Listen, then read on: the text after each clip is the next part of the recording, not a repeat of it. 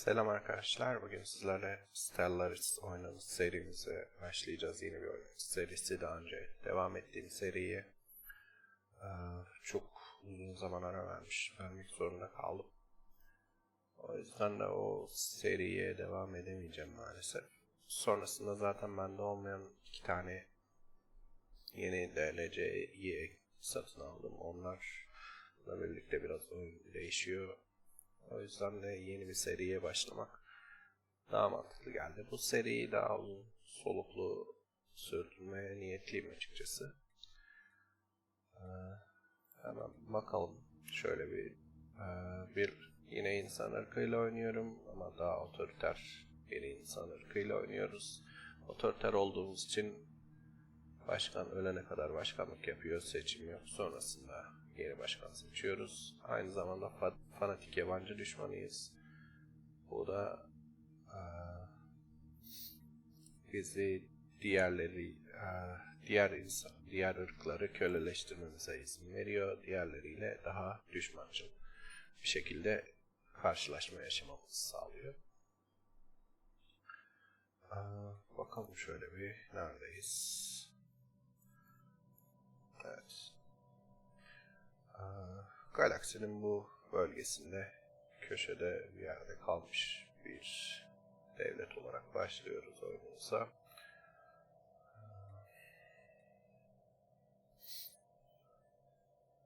Şurada Sirius sistemine bakalım. Bir tane kıtasal dünya var burada 23 büyüklüğünde.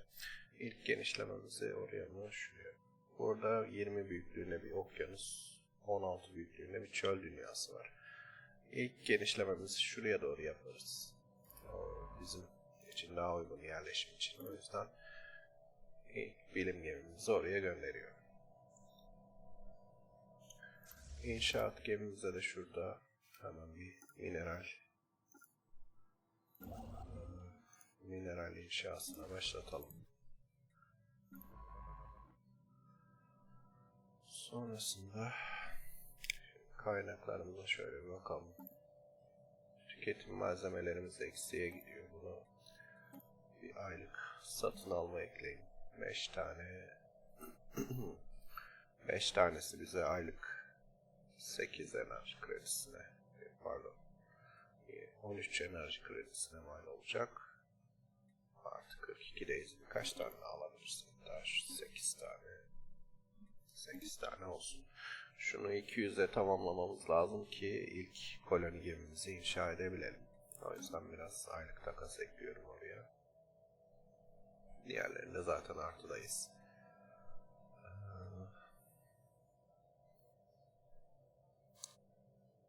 İlk olarak şuradan bilimlerimizi seçelim.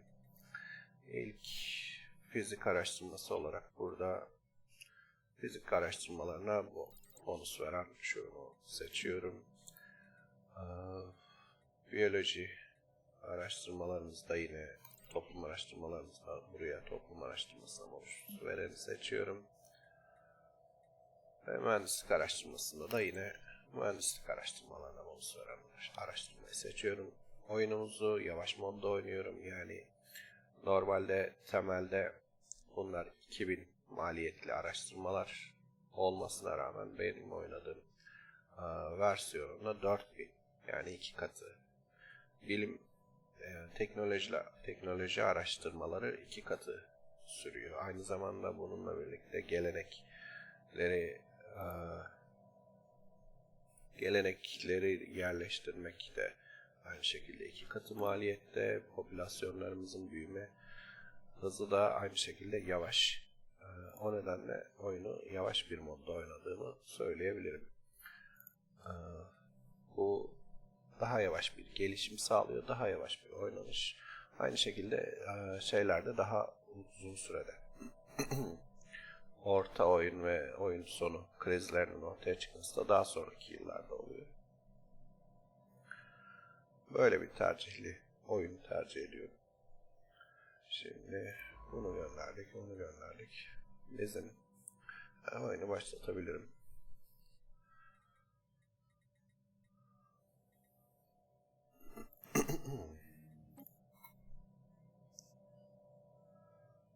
İlk fermanlardan şu anda bir şey tercih etmeyeceğim. Yani kullanabiliriz aslında şunu ama şu an için önemi yok.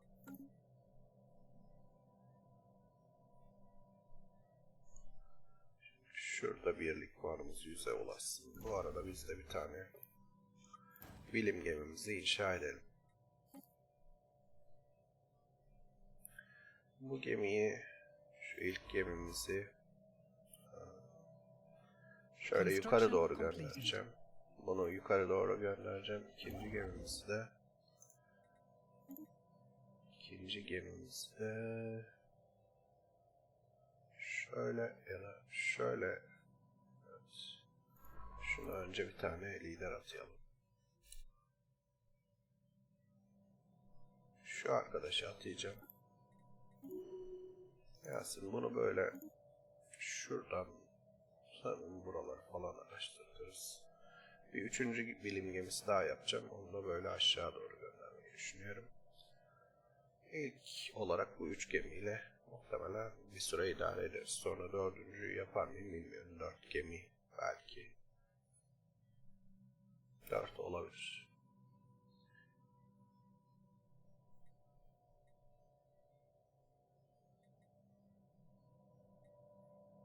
Construction completed. Kaynakları toplayalım. Yani bunların çok acelesi yok ama ufak da olsa bir iki tane de olsa bilim ve mineral enerji katkısı veriyorlar. Toplamayı tercih ediyorum. Oyunu çok fazla genişleyerek oynamayı düşünüyorum. Hızlı hızlı yayılacağız böyle bu şekilde. Bu aslında teknoloji ve gelenek ağacının maliyetini yükseltiyor bu şekilde genişleyerek oynamak ama bu tercih. Yani daha küçük bölgede şöyle bir alanı seçip oraya yerleşmek bazen daha faydalı olabilir. Teknoloji konusunda daha hızlı ilerlemeyi de getirebilir ama ilk başta bu şekilde tercih edip böyle oynamayı karar verdim. Başka bir oyunda başka bir şekilde de düşünüyorum. Genelde başka türlü de oynuyorum ben bu oyunu.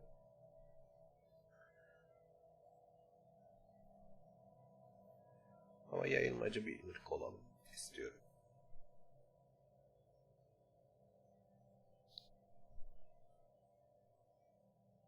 Şunu 200'e tamamladığımızda bir tane şurada bir koloni gemisi inşaatına başlayalım. Bunu hemen şuraya göndereceğiz. 23. Bu gezegende herhangi bir değişken yok. Artı veren herhangi bir üretime. Madencilik ve enerji bölgeleri de yoğun değil. Tarım bölgesi de çok yoğun değil. O yüzden burayı bir sanayi bölgesi olarak. Sanayi ve şehir bölgeleri. Şunlardan muhtemelen buraya hiç inşa etmeden sadece bu ikisini inşa ederek buradaki 23 bölge limitini doldururuz diye düşünüyorum. Bir olay oldu. Gorim 3. yörüngesinde terk edilmiş bir güneş yelken gemisi keşfettik. 6 şık gemi bilinmeyen bir kültür tarafından inşa edilmiş ve muhtemelen birkaç bin yıl öncesine dayanmaktadır. İlkel bir tasarım diyoruz. Bu mühendislik araştırması verdi bize. İnşaat gemimiz bekleyecek biraz. Bunun araştırması bir tane var. Burada bir Gorim 1 üzerinde şeyle karşılaştık. Prefester'dan işte henüz uzaya çıkamamış bir uygarlıkla karşılaştık. Sanayi devrindelermiş. Okyanus dünyasında yaşıyorlar ve 20 büyüklüğünde bir okyanus dünyası. Biz burayı kolonileştirebiliriz. Bunları da köle yapabiliriz. Yani ilk sistemimiz araştırıldı. Hemen şuraya bir su yapamıyoruz. Şunu göndereyim şöyle.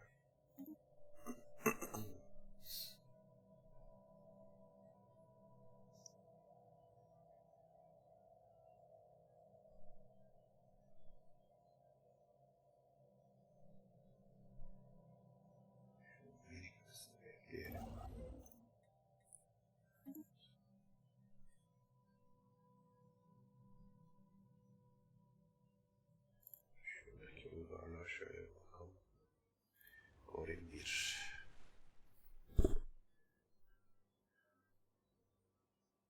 System survey concluded. Burada da çok yoğun değil hiçbirisi.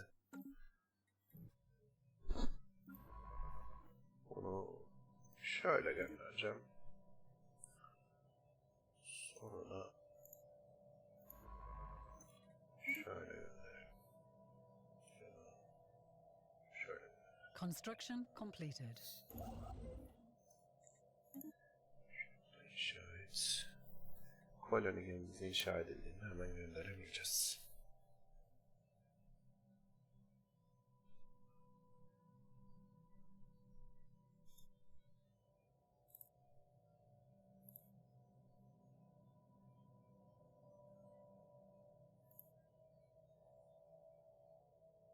Geldi.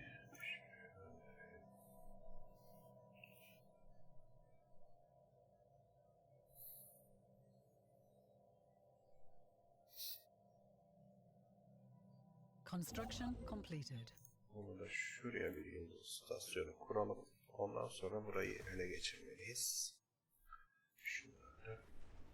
Hemen ordularına bakalım. Anomalous readings registered.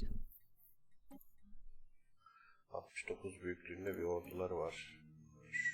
Şunu da konsey günlerini seçelim. Şunu seçeceğim.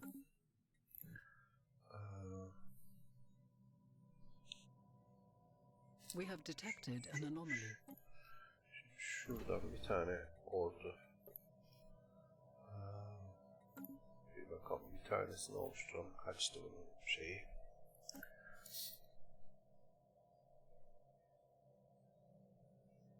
System survey concluded. Bunu şuradan devamı yok gibi görünüyor. O yüzden şuraya göndereceğim. Koloni gemisi yarın buraya. Gezegeni kullanmıştır. İlk gezegenimize Ankara ismini veriyorum. Construction completed.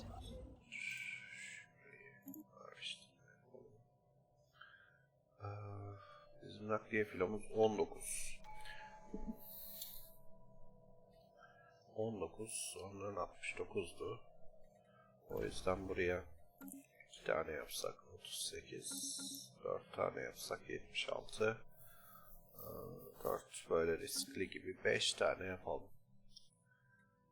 İlk geleneğimizi seçme zamanı geldi. İlk gelenek olarak keşifi seçeceğim.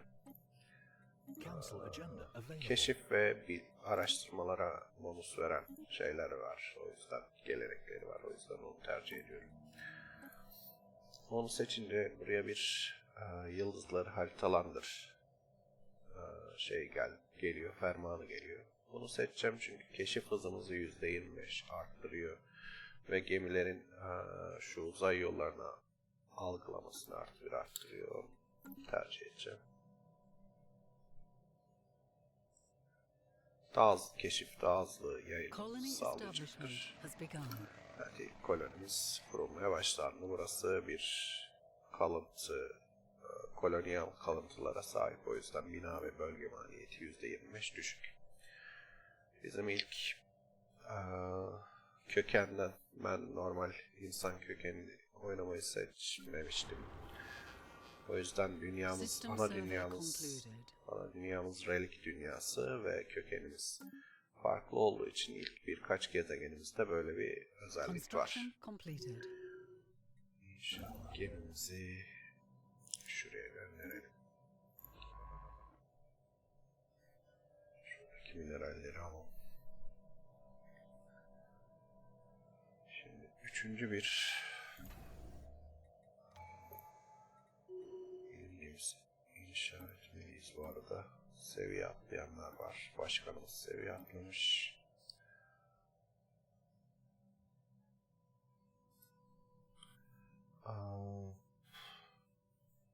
Mutluluğu %3 arttıran bir özellik var. Lider deneyim kazancını ilk olarak alabilirim. Daha hızlı seviye atlasın. Bir de kim atlamış? Bilim ekibimizin başkanı atlamış. Buna da dahil kıvılcımının 2. seviyesini alalım. Bu da araştırma hızımızı %6 arttırıyor. Tabii ki en faydalısı o.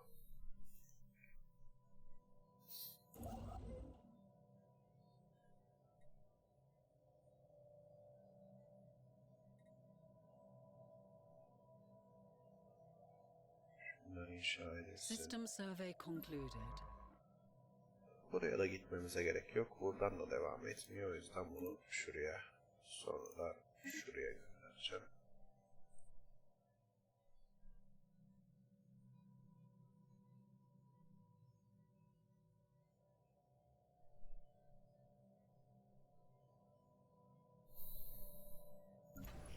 Şuradan yeni bilim gemimizi inşa edelim. Üçüncüyü. Construction completed. Birileriyle karşılaştık. İlginç. Nerede karşılaştık? Ha, burada. Yabancı tehlike. 1.3K büyüklüğünde bir filo var burada. 4 gemi. 4 büyüklüğünde bir gemileri var. İlk temas protokollerini seçerken biz Zeno'yu açık kollarla karşılayacağız seçeneğimiz de aktif değil çünkü düşmancıl bir devlet olduğumuz için. Bizi tehdit edenleri uzak tutmalıyız. Seçiyorum buraya. Şurada madencilikleri inşa edelim. Yeni gemimiz geldi. Buraya da Anomalous keşif readings hızı registered. yüksek olanı seçeyim. Ona da şu aşağı göndereceğim. Buraları araştırsın. Şu.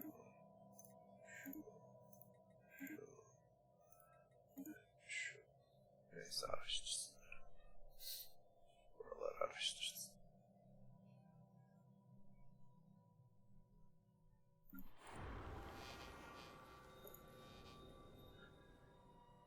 Dünyaya henüz bir tane boşta nüfusumuz var.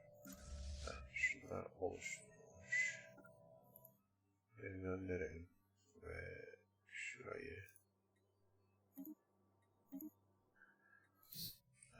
kolonize edelim. Dünyaya şu an için şey yapmayacağım, yeni bir bina yapmayacağım. Çünkü buradaki nüfusun bir kısmını şurayı işgal ettiğimizde oraya göndereceğiz. Burada zaten hazırda boşta bir tane iş var. 2 veya 3 nüfusumuzu da buraya göndeririz. Belki 4 tanesini. Buradaki nüfusun büyümesini dengeler zaten. Bayağı bir süre.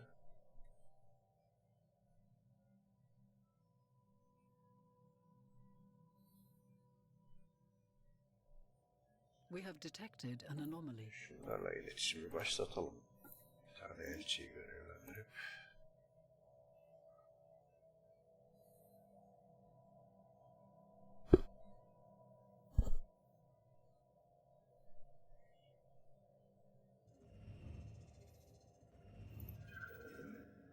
Yabancı makineye yapılan daha fazla tarıma makinenin hala işlevsel olduğunu gösteriyor ancak amacı tamamen belirsiz.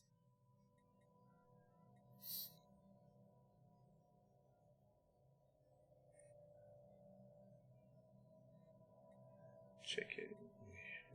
Ne olduğunu, makinenin bir konsol olduğu ve özellikle büyük bir ve eğri bir levyeye sahip olduğu görülmektedir. Ya bunu çekeceğiz ya da parçalarına ayıracağız. Yani çok büyük kazançları yok parçalarına ayırma. Bir deneyelim. Bilim insanlarımız levayı çektiğinde makine büyük bir enerji patlaması yaydı ve şok dalgalarında çoğaldı. Boşlukta kıvrılarak, dalgalanarak eval içinde solucan deliği açtı.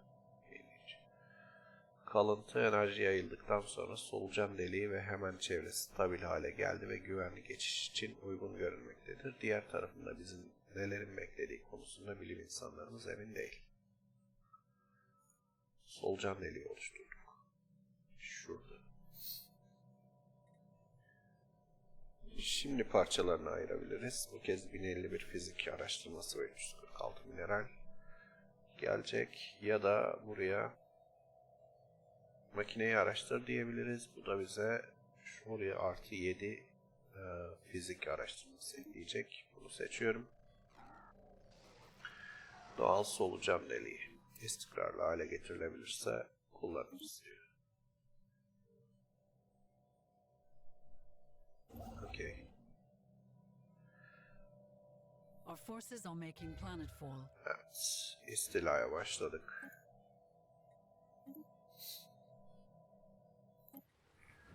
Bakalım şöyle bir. Yani bizim ordumuz tabii daha güçlü. 5 birliğimiz var onların. 6 ama. Yeneriz. Benim insanımız seviye atladı. Onu da gezgin yapacağım. Keşif hızını arttırsın.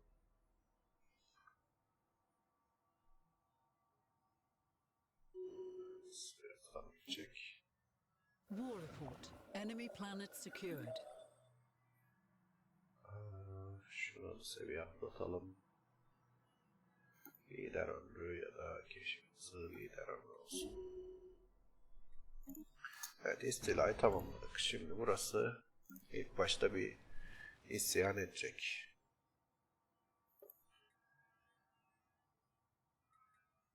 Hmm.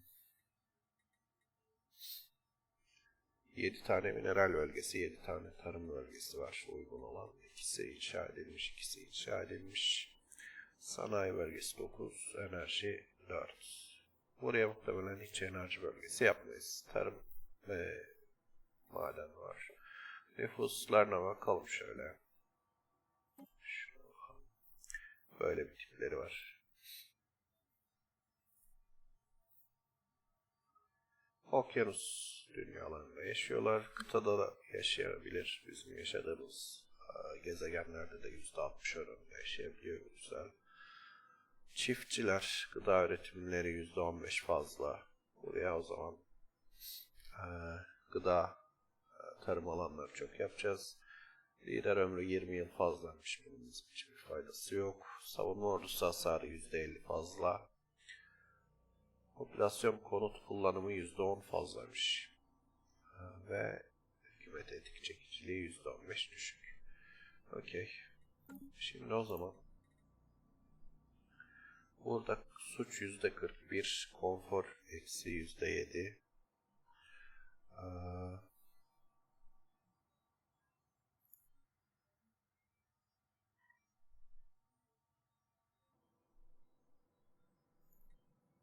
Şimdi buraya o zaman bu adamlar gıda üretiminde iyiyse buraya iş olarak gıda yapacağız. 2 tane politikacı işleri boşta, bir tane infazcı işi boşta. Bunlara kendileri yerleşemiyorlar. Buraya o zaman biz 3 tane insan gönderelim dünyadan. Bizim ney fazlamız var? Mineral fazlamız var. O zaman bir tane madenciyi burada politikacı yapalım.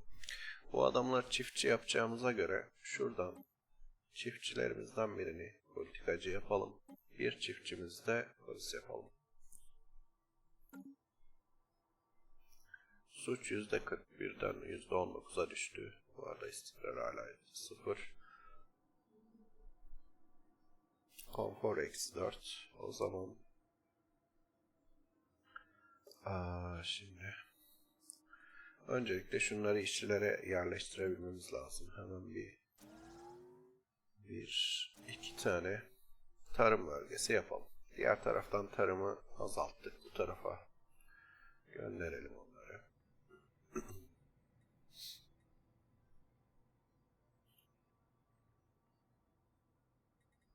İstikrar da %17'ye gelmiş oldu.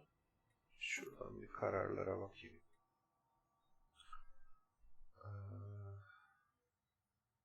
251'lik. Şunu kullanalım. Böylece %6'ya düştü suç. Bayağı azalttık. Bu da bizi bayağı bir süre götürmüştü. Şimdi inşaat yerimizi Tamam, Gorin 1 üzerinde yükselen işsizlik var, zaten gördük. Tamam, işsizlik yardımı yapalım 10 yıl boyunca. We have detected an anomaly. Anomali araştırın.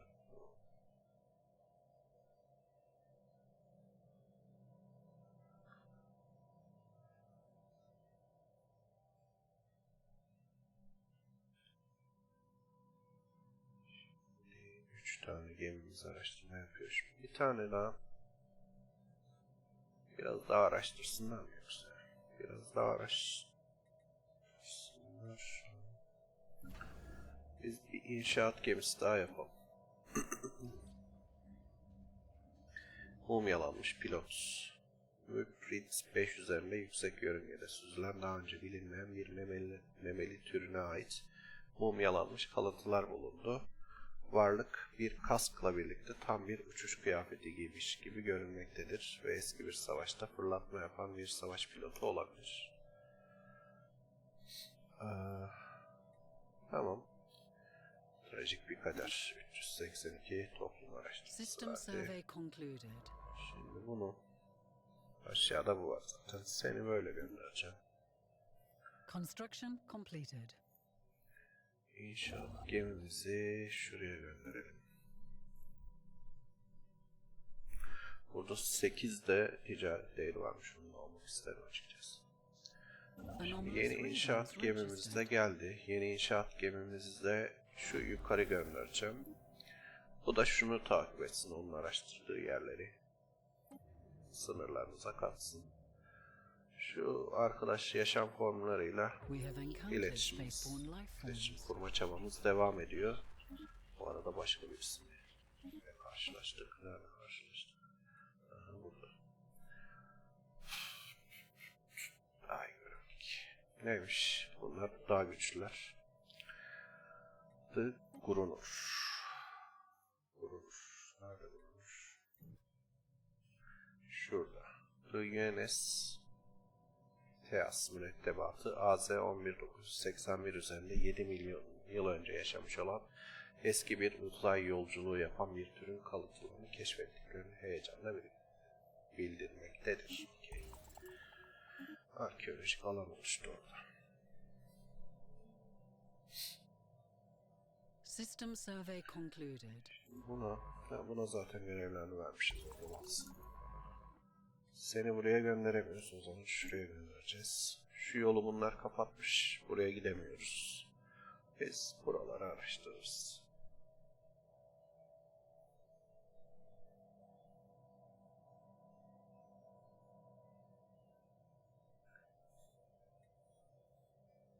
Evasive maneuvers.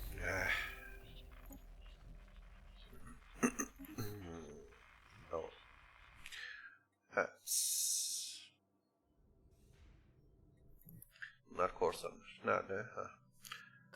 Bu o zaman buraya da gidemiyor. Bir de şurayı deneyelim. İnşaat gemimiz şuraya madencilik istasyonlarını kursun. Gıdamız eksiye geçti ama şunlar inşaatlarını tamamlasın. Gıda üretimimiz artacak. Mineralimiz gelmiş. Bir tane daha yapalım hatta. Hop. Ankara'ya da yerleşiyoruz. Evet, ilk kolonimizi kurduk. Burası bizim sanayi bölgemiz olacak.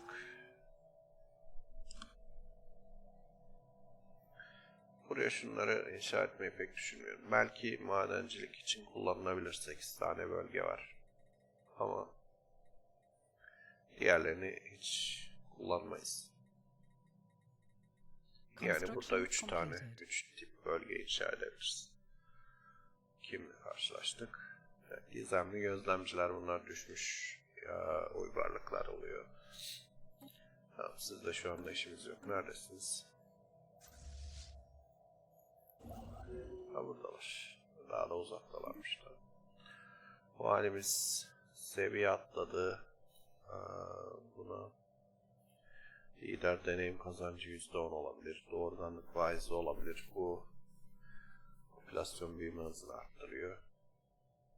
Ve gıda üretimimizi arttırıyor. Diyor ki işte 3 çocuk doğurun. authorized olduğuna göre. Ya da bunu ikinci seviyeye çıkarabiliriz. Şunu alalım. Ya da lider deneyim kazancını alalım. Amiralimiz de seviye atladı. Buna da lider deneyim kazancını alacağım. İnşaat gemimiz. Bunu inşa etsin. Şuradaki fiziksel araştırmayı alalım. Sonra da buraya gitsin. Anomalous readings registered. Anomalileri bırakıyorum. 100 gün civarında falansa onları araştırıyoruz ama daha uzunsa onlarla daha sonra ilgileneceğiz. Çok acelesi yok açıkçası.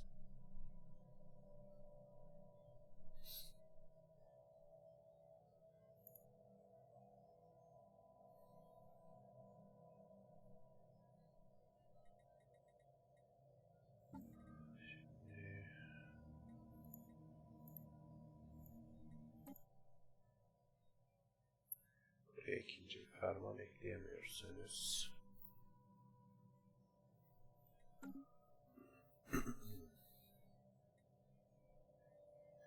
Filomuzla güçlendirmek için biraz daha zamanımız var. Henüz diğer devletlerle karşılaşmadığımız için. Bu tarafa gidebildi. Şimdi buraya doğru gidemeyeceğiz muhtemelen. O da korsanlarıdır. System survey concluded. Şunlarla iletişim başlatmalıyız.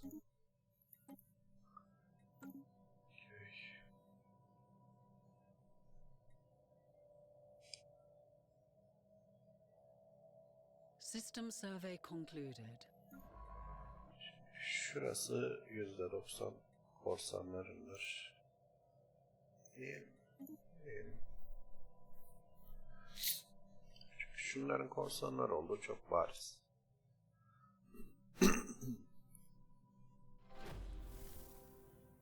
Evasive maneuvers.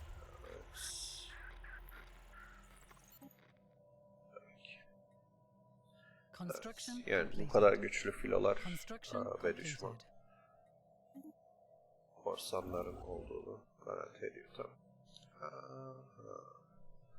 Şurada Alpha Century'yi bulduk. 18 büyüklüğünde kıtasal dünya var. O zaman bu inşaat gemimizi şöyle aşağı doğru gönderelim. Şurayı ve burayı alsın. Ve bir yeni koloni kuralım biz. Diğerini de buraya araştırma istasyonu. Sonra yıldız üssü şuraya. Bu arkadaşın yolu bayağı bir kapandı. Şurası yok, burası yok. Şurayı deneyeceğiz. Olursa burası ve burası, değilse geri dönecek.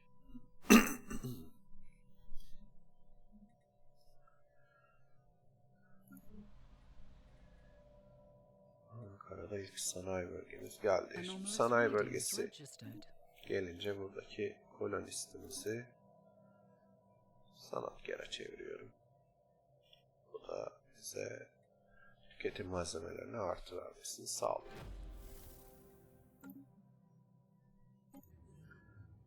Evet, ilk iletişimimizi kurduk. Şunlarla. Çarpışma alanı, biraz asteroid kraterine yarı gömülü eski bir uzaylı yıldız gemisi keşfettik diyor. Bu da bir arkeolojik alan oluşturdu. Şunlarla da System survey concluded.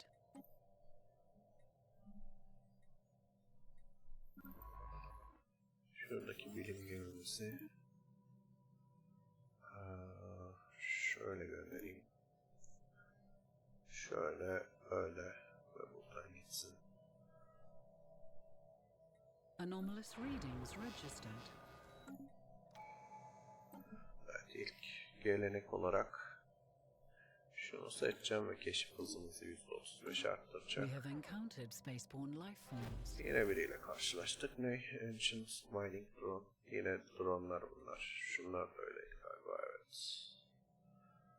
O yüzden yeni bir iletişim başlat seçeneği çıkmıyor. System survey concluded. Tam burada kimse yok. Bunu böyle gönderebiliriz. Bilim insanımız, kapitalist, saygıdeğer ya da keşif hızı. Construction Kapitalist completed. olsun. Artı 8 enerji gelsin. Yaşanabilir dünya araştırması olay zinciri başlıyor. Bunu başlatalım. Situation log has been updated. 214 şey var. Orada birlik puanı var ama bitirirsek daha büyük oluyor genelde ödülü. Tuhaf bir faktör. Bir grup araştırmacı Ankara'da gizli bir fabrika bulmuştur. Bina ve onun çürüme durumu zamanın sınavını geçiren şeyler inşa etme konusunda uzmanlaşmış eski bir medeniyeti anlatıyor diyor. Ankara'ya bir garip fabrika ekleniyor. Bir tane garip fabrika işi eklenmiş. Bakalım. Bunlar 4 tane alaşım üretecek burada birisi çalıştığında. Tamam.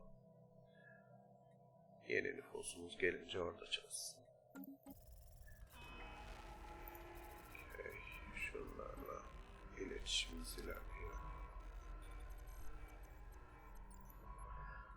Bu arada biz bir tane koloni gemisi yapmalıyız da ulaşımımız tamamlansın.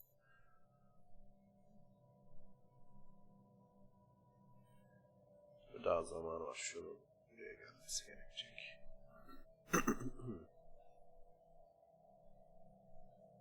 Construction completed. Anomalous readings registered. İşte anomali. System survey concluded. Madenlik, araştırma, sonra şuraya al. Ha, burada kimse yokmuş. O zaman bu arkadaşımız buradan devam edebilir yoluna. Şöyle, şunu, sonra gitsin. Sonra şuna gitsin. Sonra da buna gitsin. Knowledge is the key to the universe. Bilim ve toplum araştırması upgrade geldi. Şimdi birlik, We have aylık detected birlik an katkısı anomaly. var. Şunu alacağım. 101 ay. İnşaat gemisi. Şunları inşa etsin. Sonra şuraya. Burada 2 System gezegen. survey concluded. Tropikal dünya. Bunlara da yerleşebiliriz ama tam ideal değil. Ne bulduk? Yoğun gazlar yalan söyler. Bu 3 gezegeni toksik bir çöplüktür. Ancak taramalarımız bunun her zaman böyle olmadığını ortaya koyuyor.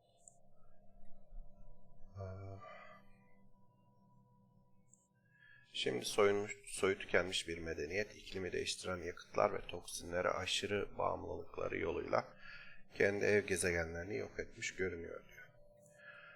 Tamam, ders alınacak bir örnek burası. Artı 6 mühendislik araştırması ekleyecek oraya. Şuraya galiba.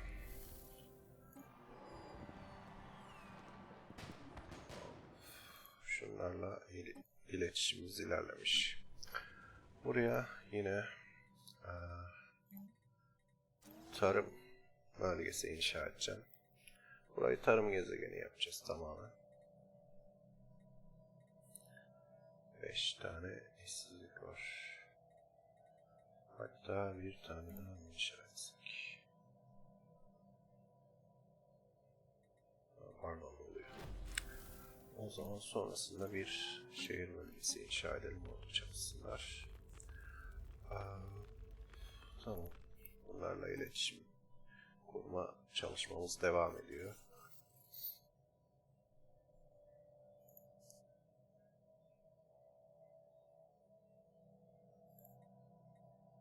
Ön sapient türler bulundu.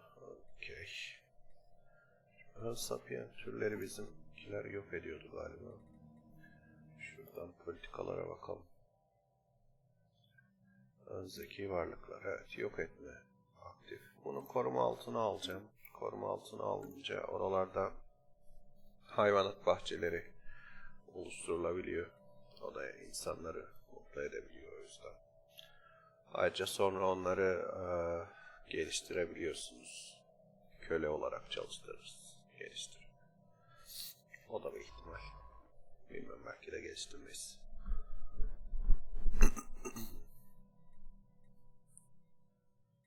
Neyse, yok etmekten daha We have faydalı. detected an anomaly. Bir tane daha ön sapient tür bulduk ve bir anomaliyi araştıralım.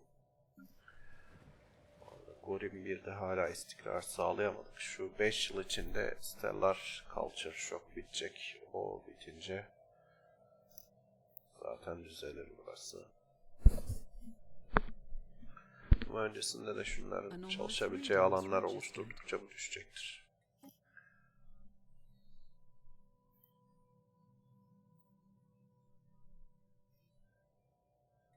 Şehir bölgesi oluşturunca bir memur çalışacak, o bize ekstradan +3 konfor getirecek.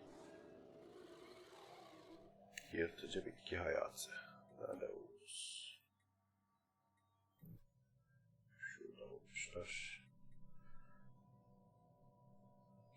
Artı toplum araştırması verdi. An Evet. alien nation is hailing us. Şeylerle. Korsan devletle kurduk. İletişimimizi kurduk. Bakalım. Şuradaki Anomalous 3 readings onları. registered. İyi bari şurayı alsalarmış. 4 tane sistemleri olsaydı bizim yolumuzu kapatıyorlardı ama şu anda kapatmıyorlar. Bu güzel. Construction completed. Sen şuraya bir tane işaret sonra oraya gidelim. System survey concluded. Dünyada hala fazladan iş var. O yüzden buraya bir şey inşa ediyorum. Bilim gemimizi terk edilmiş gemi inşaatı bulmuşuz. Asteroid'in büyük bir bölümü bir tür gemi inşaatı için boşaltılmış durumdadır. Yıllardır terk edilmiş ve uzay boşluğuna maruz kalmıştır. Eğer kullanışlı bir şey kalmışsa önceki keşif gezginleri tarafından yağmalanmıştır. Tamam, inceleyin. Şurayı sonra da şurayı araştırsın. Tuhaf bir faktör. Ankara'daki tuhaf fabrikadan herhangi bir sorun raporu gelmedi. Görünüşe göre koloni tahmin edilen üretim miktarını koruyacak. Güzel. Şimdi burada yeni işçi geliyor. Kaç ay? 6 ay sonra. O zaman biz System buraya hemen survey concluded. bir tane daha sanayi bölgesi inşa edelim. System survey concluded. Bölge araştırmaları sürüyor.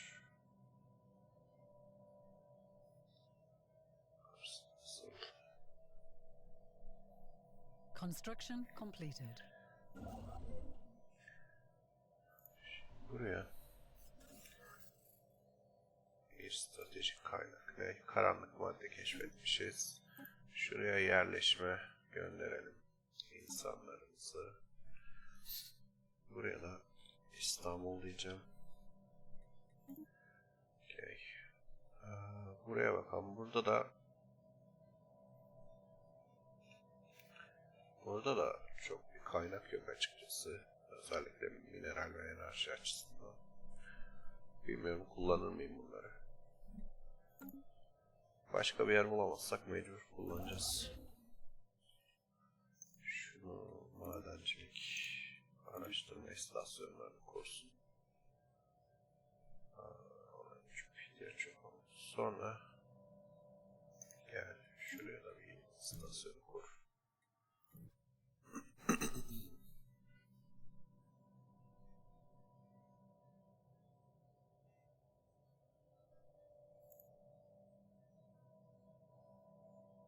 System survey concluded. Şimdi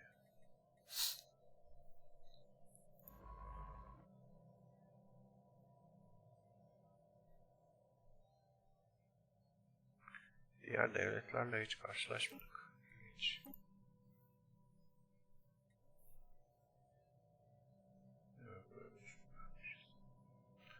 Neyse sorun We değil. have Burayı boş encountered bırakmışız ama. spaceborne life forms. Biriyle karşılaştık. Construction completed. İnşaat gemimizi şuraya göndereceğim. Bu şunu takip etsin. System survey concluded. Sen şurayı araştır. İlk fraksiyonumuz kuruldu. Bizi tamamen destekleyen bir fraksiyon. Huan Cheng 5 yıl için artı 10 birlik ekleyen bir değişken kazandı. Burada ne var? Bir eski yaşam kapsülü bulduk. Okay. Bize toplum araştırması verdi. Şimdi burada 2 tane işsiz kaldı. Ve evet, istikrarı sağlamış olduk %32. %25'in üstündeyse buradaki şey sorun olmaktan çıkıyor. Tabii yani hala sorun üretim konusuna zarar veriyor ama en azından ayaklanma ihtimalini ortadan kaldırıyor %25 ve üzeri. Şimdi buraya ya bir bölge yapacağız ya bir inşaat.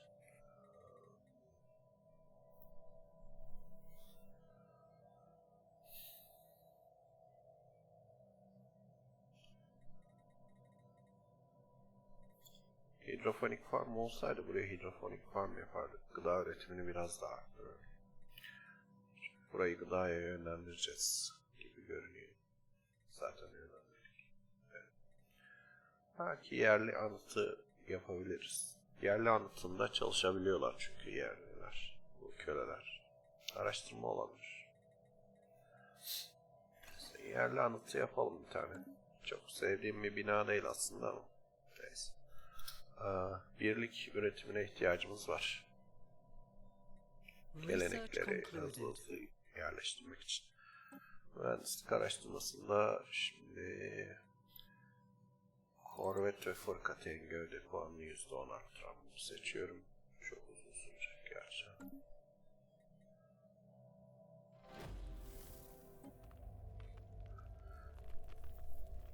Kristal varlıklarmış bulduklarımız. An alien nation is hailing us. Şu anda iletişim kurmadığımız kimse kalmadı. Bir dakika. Burada yeni bir kıtasal dünya var ve 23 büyüklüğünde. O güzelmiş. Burada da bir değişken yok. Ama enerji, jeneratör bölgesinden 10 tane var. Burayı enerji üretimi için kullanırız. Bir tane şeyle karşılaşmışız. Burada mı? Rasalgue. Burası değil mi? Başka bir gezegen. Başka bir gezegen. Yeni bir fraksiyon daha kuruldu. Okay. Güzel. Tamam, bunlar ama çöl dünyasında yaşayan bir şey. Gelişmemiş. Uygarlık atom çağındalarmış. Buraya biz yerleşemeyiz. O yüzden bunları şu an için şey yapmayacağım. Köleleştirmeyeceğim. Daha zamanı var. Biriyle karşılaştık. Hemen şuna bir şey atayalım. Başkanımız seviye atladı. Yine şunun 2. seviyesini alayım. Daha az deneyim kazansın. Bunu burada yol bitti. O zaman şöyle yapalım. Burayı araştır. Burayı araştır. Şurayı araştır. Sonra şurayı da araştır. Burayla işimiz bitsin.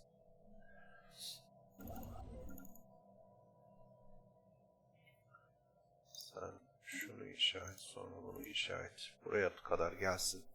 Buraya da bir kolonileştirme yapacağız. Şurada bunu takip etmeye devam.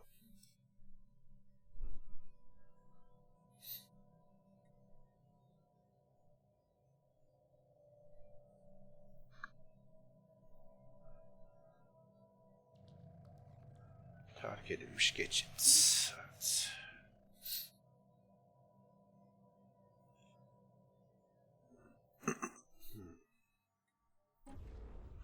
Şurada bir devre dışı bırakılmış geçit bulduk. Henüz bir şey yapamıyoruz bunu. Henüz bu bilime sahip değiliz.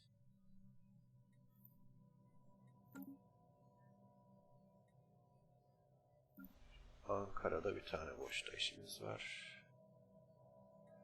Oraya da yerleşecek. Ne oldu? Hangi playa?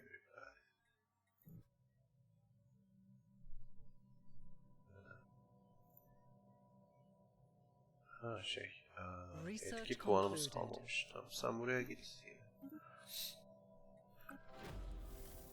Buradan enerji üretimimizi arttıralım. Yüzeyin altında yaşam formları tespit ettik. Onları tüm dünyada tespit ettik. Donmuş gezegen ilkel bir bilgisayar gibi birbirine bağlı mikro ince tüplerle serpiştirilmiş diyor. Bunu çözebilir misiniz diyoruz. 999 fizik araştırması kazanacağız bunu yaparsak. Seni kim yarattı diyebiliriz. 856 toplum araştırması, 30 küçük eser kazanacağız. Biz neyiz diyebiliriz. 1115 birlik kazanabiliriz. En iyisi uzaktan gözlemlemek diyebiliriz. Hesaplamaları çözebilir misin diyorum. Yine biriyle karşılaştık. Hadi şu. Buna da bir elçi atıyorum. Bunu şöyle ve şöyle göndereceğim. Yeni gelenek olarak şunu seçiyorum. Araştırma istasyonu çıktısını %20 arttırıyor.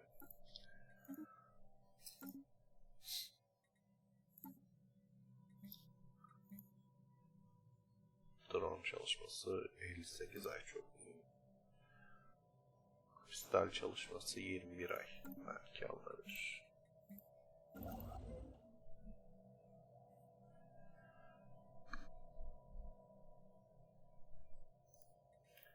Şöyle inşa edelim. Etki puanımız az. Buna şunları madencilik araştırma istasyonları kuralım. Evet. İstanbul kolonimize yerleşmeye başladık. Burada da bir değişken yok. Özel bir şey de yok. Bölgede yoğunlaşma da yok.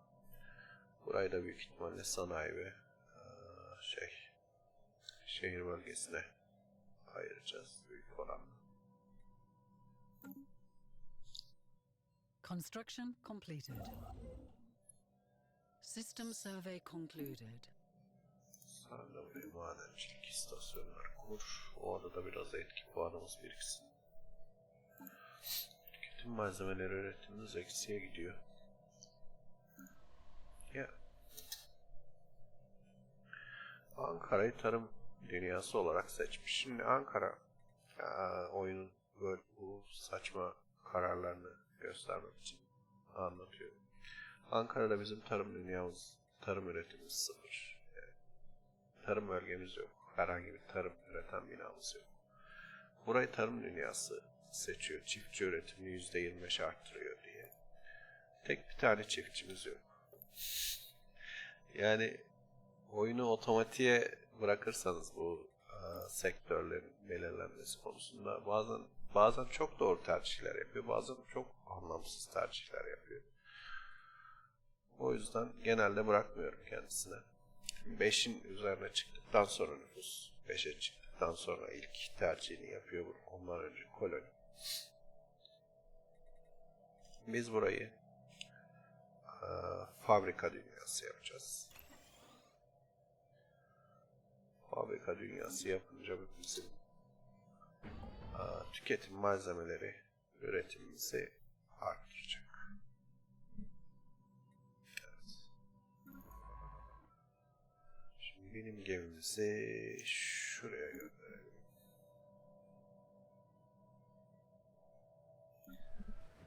Koyun 1. Ardından mineral üretimimiz Az mı?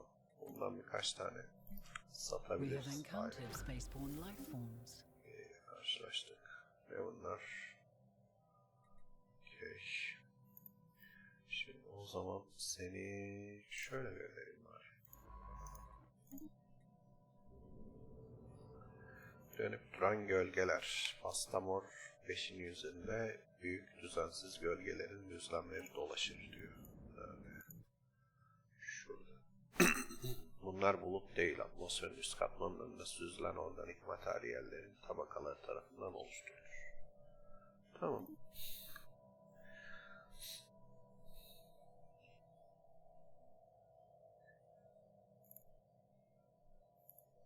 System survey concluded.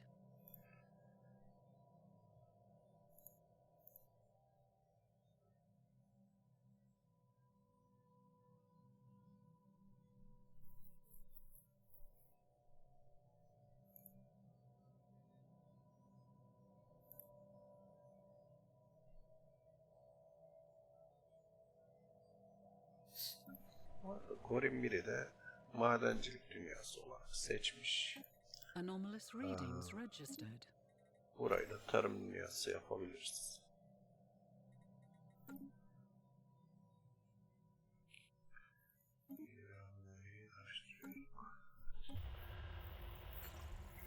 An alien nation is Ve işte alien. tüccarlar, yüksek tüccarlar, okey. Birisiyle daha. İletişimimiz ilerledi. Başka bir tane şu kaldı. Construction completed. Gezegen daha buldu ama dünyası bu. Yabancı Frisk. Bilim görevlisi Huan Cheng, mürettebatı tarafından keşfedilen yapay olarak oyulmuş bir kayanın üzerinde yabancı yazılarla kaplı olduğu ortaya çıktı. Okay. Situation log Bir has özel been proje updated. başlatıyor bu. Yabancı duvar resmini çevir projesi. İnşaat gemimizi şuraya göndereceğiz. Şuraya da bir üs inşa ettikten sonra evet, buraya bir We have detected an koloni gemisi anomaly. inşaatına başlayalım. Buraya da yeni bir koloni kuracağız. Burası bizim enerji üreten gezegenimiz We have olacak. detected an anomaly. Enerji üreten gezegenimiz var. Tarım yoğunluklu gezegenimiz var. Endüstri gezegenimiz var. Bize bir tane madencilik lazım.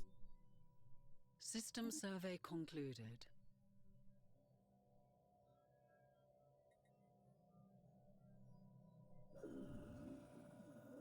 Seslendirilmiş bilim.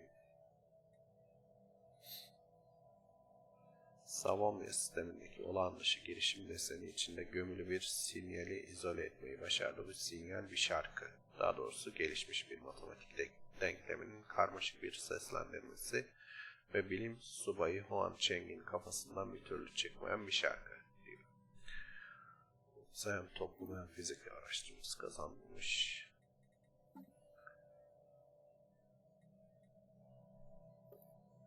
Zaferlere bakalım. Puan olarak şu anda ikinciyiz. Şeyden sonra düşmüş imparatorluktan sonraki onların puanı bize göre çok yüksek. Construction completed.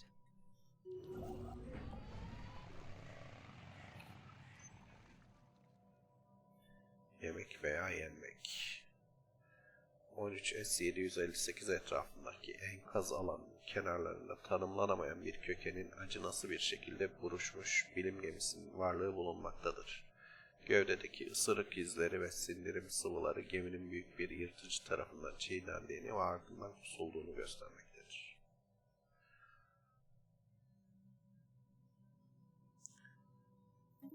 Bir toplum araştırması, iletişim kurmuşuz birileriyle. Inarian Union'la iletişim kurmuşuz.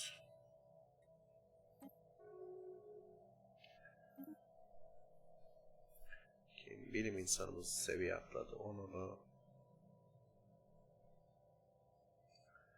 Hurdacı özelliğini kazandıracağım. Artı 2 alaşım versin bize. İnşaat gemimize şuraya madencilik ve sonrasında gözlem istasyonu inşa edelim. Buraya koloni gemisi yapmaya başlamıştık zaten. Ankara'da bir istikrar sorunu ortaya çıktı. %24'e düştük. Çünkü burada konfor yok. Hemen buraya bir holotiyatro yapalım. Holotiyatro konfor için en iyi tercih.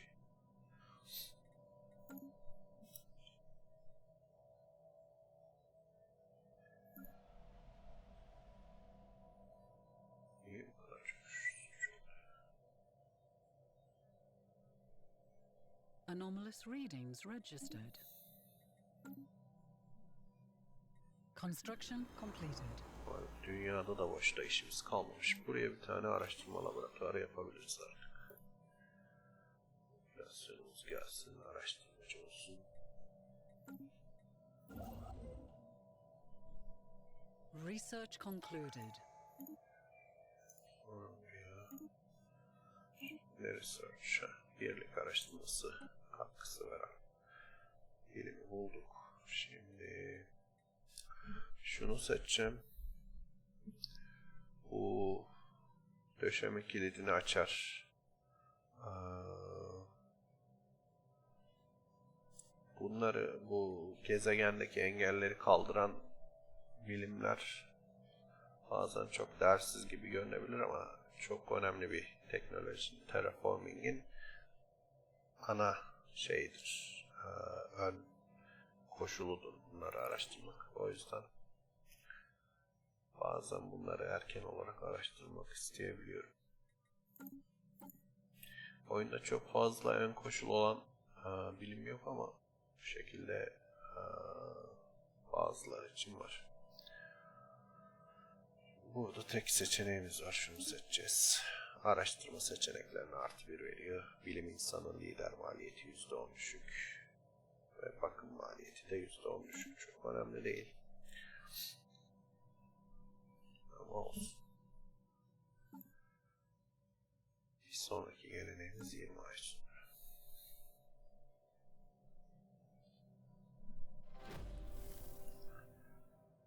İletişim kurma çabamız devam ediyor. Komşumuz An Tiyankilermiş. alien nation is hailing us. Neredeydi?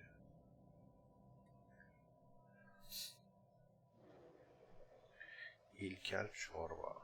Savimya uçağının yüzeyinde korunaklı ceplerde yer alan basit organik bileşenlerden oluşan zengin bir çamur bulunmaktadır ve araştırmacılarımız bu çorbanın abiyogenez, cansız maddeden organik yaşamın spontane oluşumu için bir yuva olabileceğine inanmaktadır. 2. Koloni gemimizi buraya gönderelim. Construction completed. Koloni gemisini System survey gezegeni concluded. kolonileştir diyeceğiz. Bunun adı da İzmir olsun. Okay. Bilim gemimiz. Şurada yabancı duvar resmini çevir araştırması var. Bunu araştırsın. Buna da şimdi buralara almaya acele etmemize gerek yok. O yüzden önce şunu inşa etsin. Sonra şunu. Artık inşaat gemimizi şunu takip ettireceğim. Veriyle karşılaştık. Bunlarla. Bir elçi görevlendirelim. Başka yok.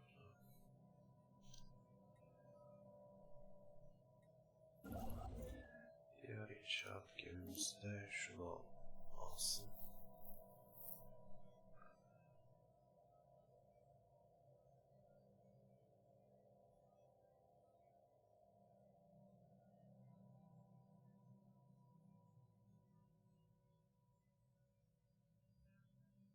System survey concluded.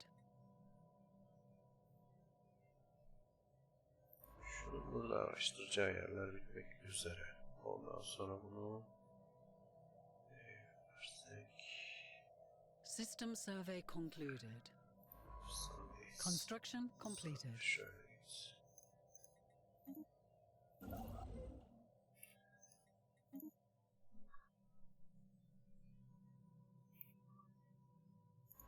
Bu buradaki işlerini bitiriyor. Ondan sonra bunu şu arada bıraktığımız bazı yerlere The göndereceğim. special project has concluded. Bir özel proje tamamladık. Ve o da gezegene artı, tüm bilimlerden artı 2 ekledi. Ve Huancheng seviye atlamış oldu. Ona araştırmacı diyeceğim. Araştırma hızımızı %7 arttırıyor böylece. Konsey üyesi olduğu sürece bu. Konsey üyesi ise eğer bunu seçeceğiz değil, olmayan bir bilim adamı olsaydı şunlardan birini seçerdik. O yüzden bunu alalım. Bilim gemimizi şöyle göndereceğim.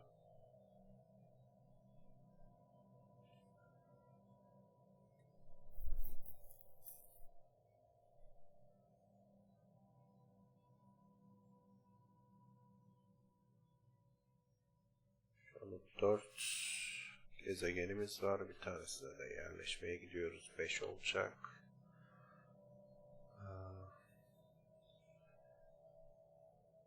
6, 7.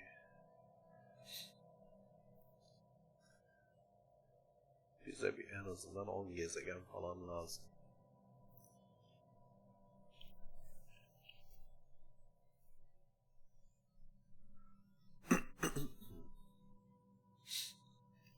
Kaynakların hepsinde artıya gidiyor. Eksiye giden bir kaynağımız yok. A new world has been colonized. İstanbul'a yerleşimimiz tamamlandı. Şimdi buraya da ilk olarak bir sanayi bölgesi inşa edeceğim.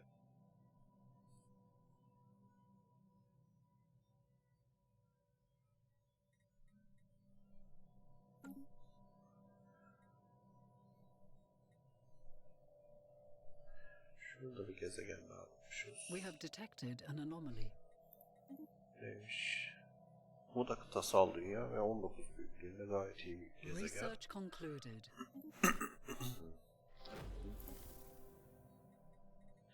Şunu alalım, araştırma hızımızı %5 arttırsın.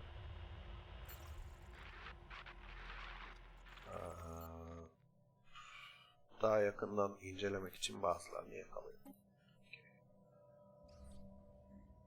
Silikon yaşam formları 105. çorak yüzeyinin altında geniş bir tünel ağına sahip olan türden bir silikon tabanlı kazıcı yaşam formu bulunmaktadır diyor.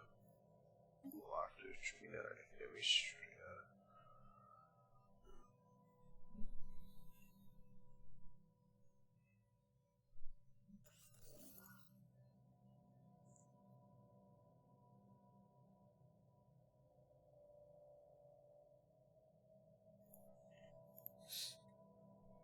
Yine ön sapıya türler.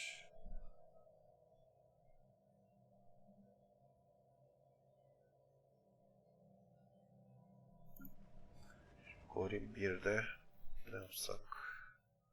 System survey concluded.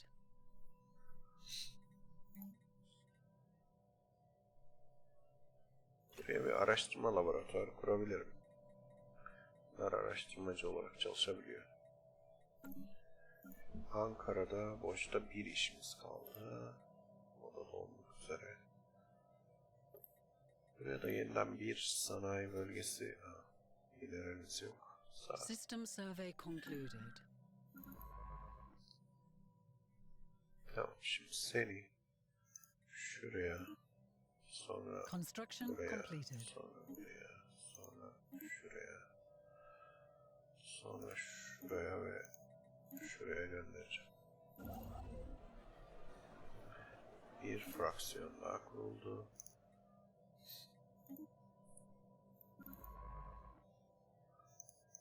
Elim gemimiz dolaşmaya devam etsin.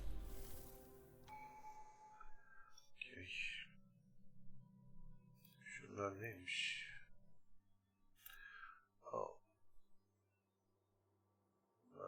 yerleşmiş bile. Bilim gemisini oraya göndermenin anlamı yok o zaman. Yerleştilerse bizim bu tarafa geçiş şansımızı kapatmışlar. O zaman bilim gemimizi şöyle gönderelim. Yeni gelenek olarak bunu seçeceğim. Lider havuz boyutumuzu +1 arttırıyor. Lider deneyim kazancını %10. Şu ağacı tamamlamak için seçiyorum.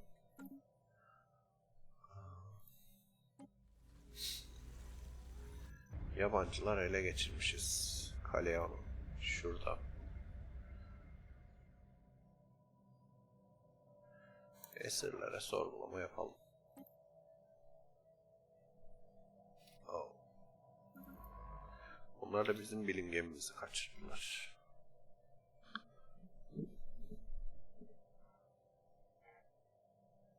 We have detected an anomaly.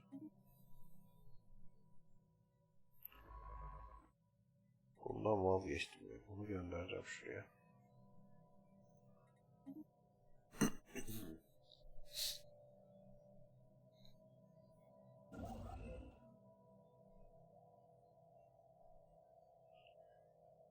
A new world of opportunities Oh. awaits. İzmir'e yerleşmeye başladık.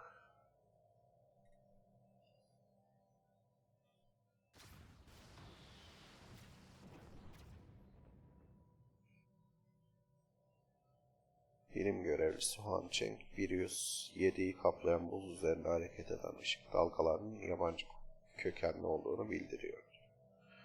Vay. Mavi lazerler teknolojisini kazandık. Bu gayet güzel oldu. Ekstradan bir bilim.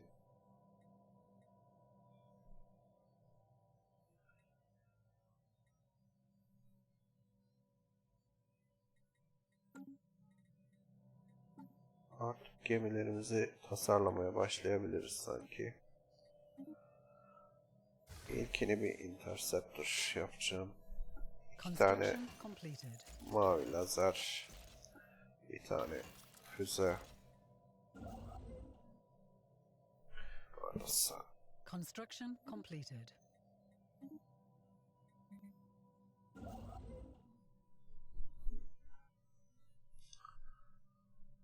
Sonra buraya madencilikleri kur, sonra buraya gitsin. İki mavi lazer, bir füze koyacağım. Buraya 2 tane zırh, bir tane kalkan. Burada henüz bir şey araştırmadık. Kalkan. Ne olsun? Neyse. Tapir olsun. Tapir. Lazer.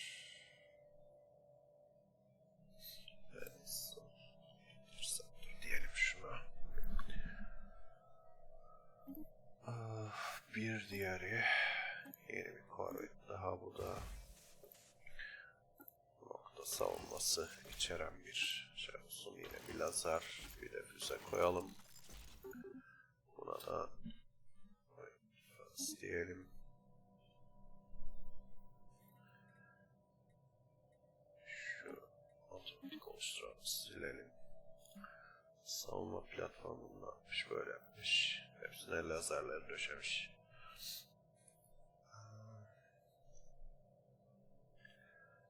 Yani olabilir, sorun değil şu an için.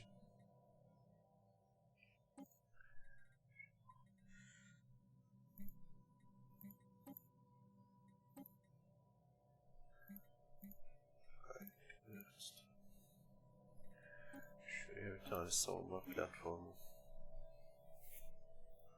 oluşturacağız. Savunma platformlarını birkaç çeşit oluşturabilirim.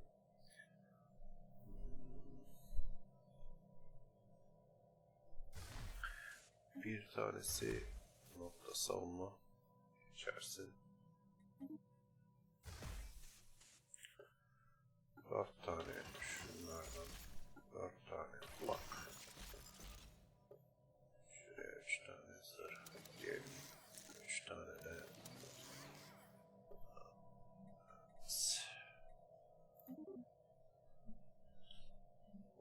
nokta savunması için. Nokta savunmaları şunlar daha çok füzelere karşı etkili. Şunlar küçük gemilere, hangarlardaki küçük gemilere karşı etkili. İkinci savunma platformumuz hangarları koyacağım. Bunlar şu an için çok etkisiz ama gözcü kanadı yani fena değil, tabi de çok güçlü değiller tabii ki. Bir seviye üstü daha güçlü ve etkili olabiliyor hangarlara konu küçük gemiler. Buna da H diyelim. Sonra bir tane de şu şekilde medium.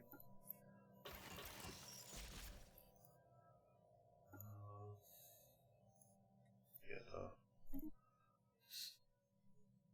4 tane küçüklerden koyalım.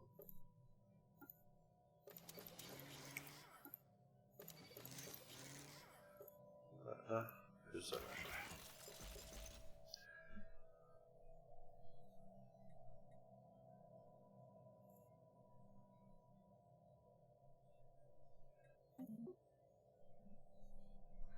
Orada standart diyor. Ya da standart değil.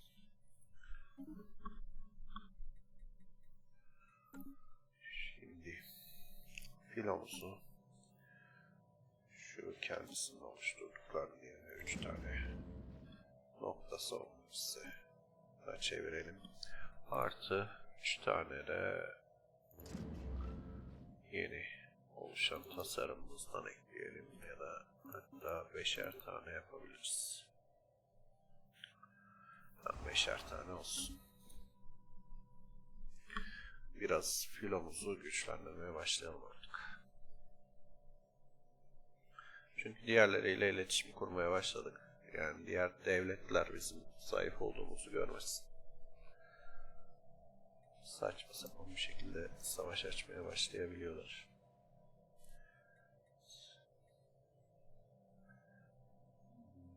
İstikrarımız orada yine düşük.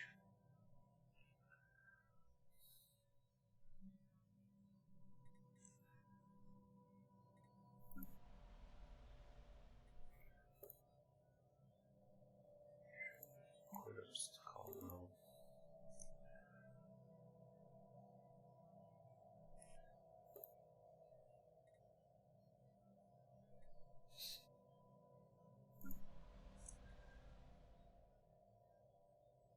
Ankara'da boşta işte yok, boşta konut da yok.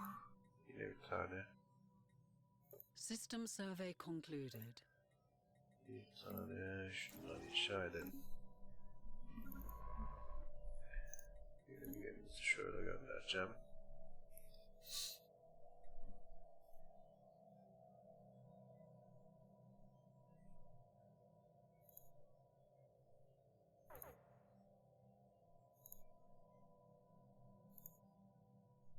Oldu.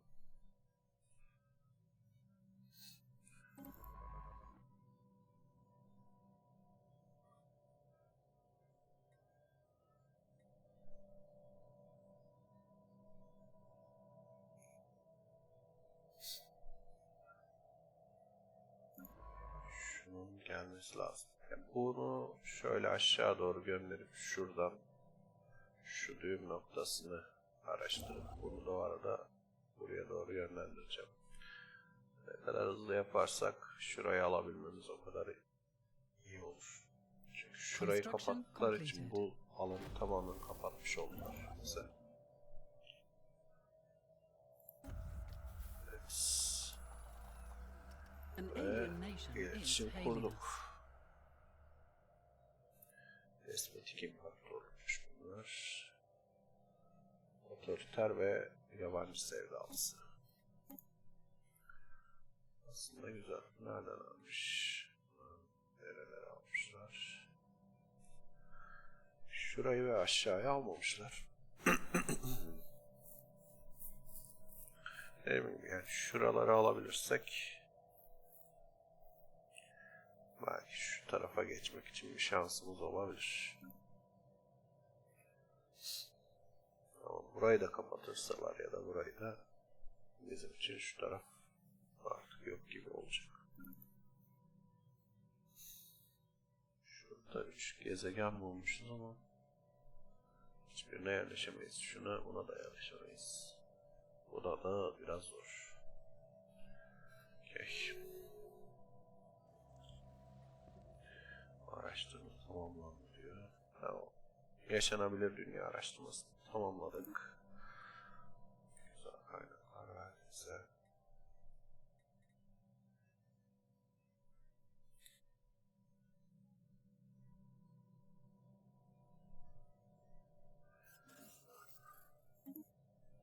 Şurayı alalım.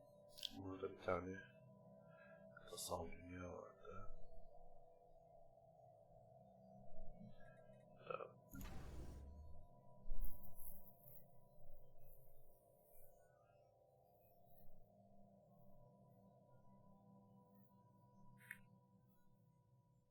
Ship upgrades applied. İyi sonra düştü. Filmimizi şöyle Construction completed. şey mi eklemedik? Zırh mı eklemedik filoya acaba? Şunlara var. Şunlara zırh eklememişiz. Hadi. Şu upgrade etsin.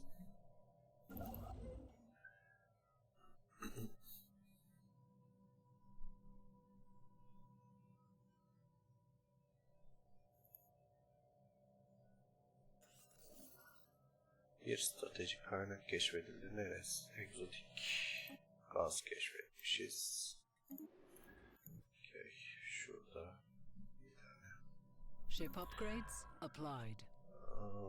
bilim gemimiz geri döndü. Bunu göndereyim şuralara.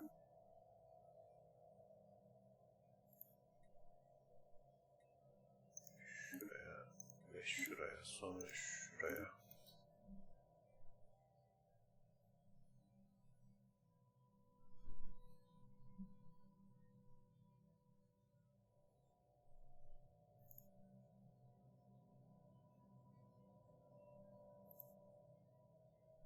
System survey concluded. Okay. Seni şöyle göndereceğim. İnşaat gemimize şunu inşa ettirelim. Construction completed. Burada System survey concluded. koloni kurmaya başlayalım. Buranın adı da Adana olsun. Burada mineral üretimine %10 bonus veriyor ama ikamet edilebilirlik %5 düşük. Mineral bölgesi de çok. Yani burası bizim mineral üretim yerimiz olacak. Construction Şuraya completed. gitsin. Burayı kapattılar maalesef.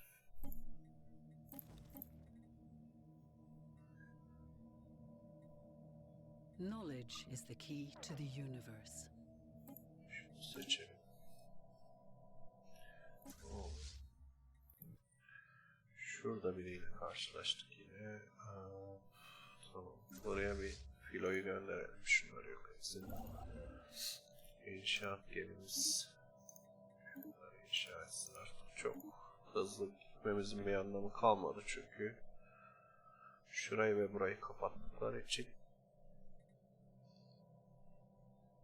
bizim bu tarafa geçişimizi yok ettiler. Geçiş şansımızı. Kendileriyle savaşıp onlardan almaktan başka çaremiz kalmadı.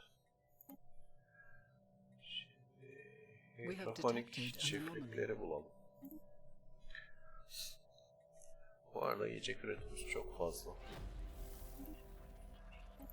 Bunun bir kısmını aylık olarak satalım şöyle şimdilik. Biriyle daha karşılaşmışız. Şöyle şunu yapalım. Şunlara da hatta biraz Knowledge is the key to the universe.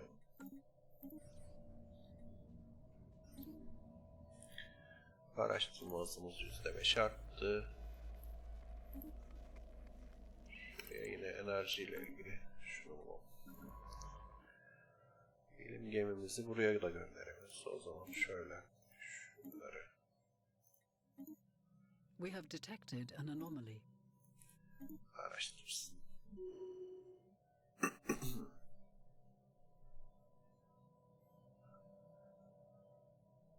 Başkanımıza eksi şey geldi, değiştirici geldi.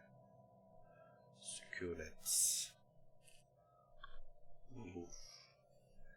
Vilistamos sisteminde bir tür son derece güçlü alt uzay varlığıyla karşılaşıldı. Düşmanca görünüyor ve belki de konvansiyonel uzay araçlarının tam olarak farkında değil ancak Vilistamo'daki basit varlığı bile sistemin genelinde büyük alt uzay bozukluklarına neden oluyor diyor. Şu arkadaşlar 30.7K gücü var. Değişik bir güç.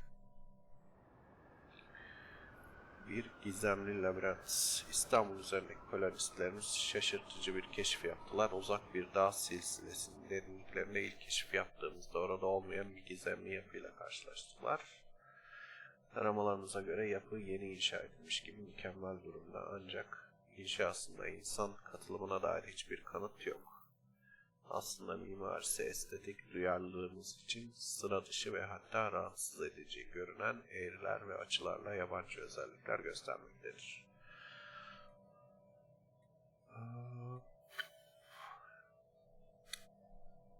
Bir ekip gönderip araştırmasını yapın diyebiliriz ya da bunun için zamanımız yok diyebiliriz.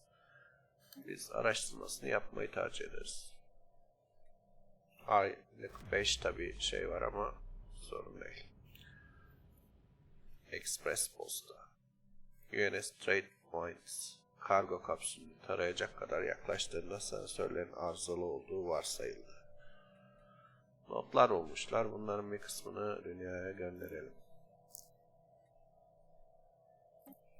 Şimdi gizemli labirentle ilgili içini keşfet dedik.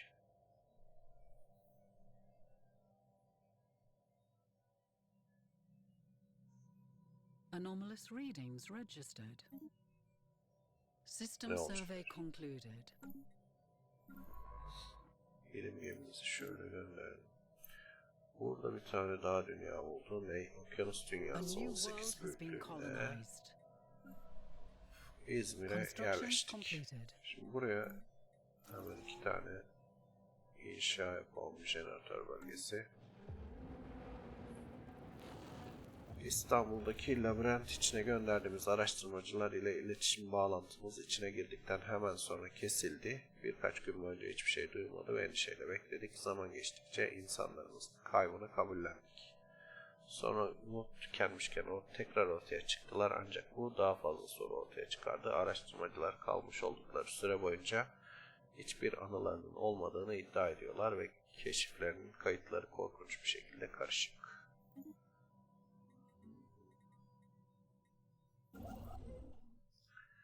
Ne olduğunu bilmiyoruz diyoruz. Peki. Bir uzay gemisi çarpışmış. Uzay gemisi bulmuşuz. Fizik araştırması kazandırdı. İstanbul'da işsizlik var. Şimdi buraya bir tane daha. Bu arada mineral eksiğimiz ortaya çıkmaya başladı. Şunları satmayalım bir süre.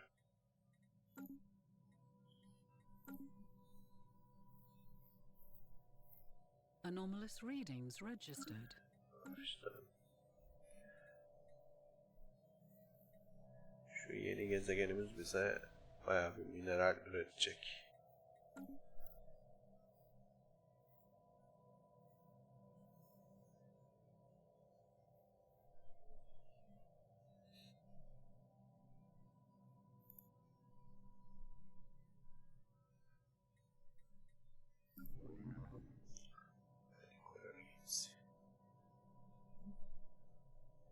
daha iyi Anomalous olur. readings registered. We have encountered spaceborne life forms. Otomatik tersane. Baran 2-3A yüzey taraması sırasında otomatik tersanenin yörüngede kalıntılarını tespit ediliyor. Situation log has Bu been updated. otomatik tersaneyi onar olayı başlatıyor. Onun için inşaat gemisini göndermek gerekecek. Şuraları zaten yolu orada. Liderimiz seviye atlamış ki Construction completed. savunma bakanımız. Yine şey alalım. Deneyim kazancını arttıralım. Labirent içindeki daha fazla keşif değişen bazen ürkütücü sonuçlar verdi. Bir kez araştırmacılar birkaç saniye içinde geri döndü ve neden hızla geri döndüklerine dair hiçbir cevap veremedi. Başka bir kez haftalar boyunca kayboldular ancak döndüklerinde ayrıldıklarından daha genç görünüyorlardı ve anılarında yıllık boşluklar vardı. Bazı gruplar gittikleri durumdan daha iyi bir fiziksel durumda geri döndüler. Diğerleri ise ciddi yaralanmaların taze izlerini taşıyordu.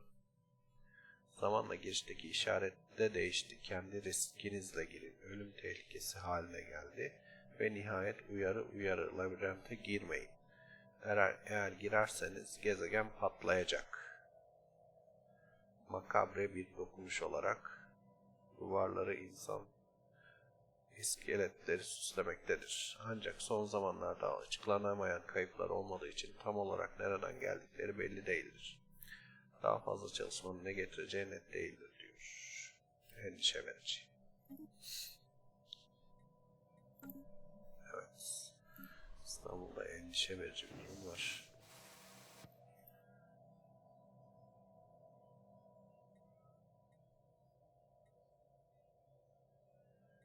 Bir sürgün lider bulmuşuz. Gelsin. Bir bilim insanı eklendi.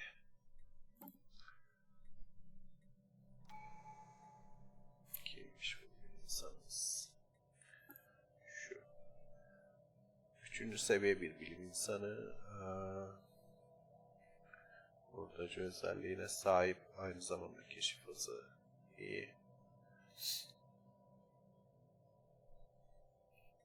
Tamam, bunun için bir bilim gemisi inşası yapalım. Dolaşsın.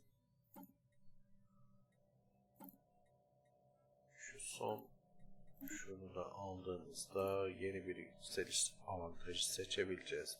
Bunu da teknolojik yükselişi seçeceğim ilk olarak. Araştırma hızını %10 arttırıyor. O yüzden ve üstelik nadir teknolojileri ortaya çıkma şansını %1'den %1,5'a çıkarıyor.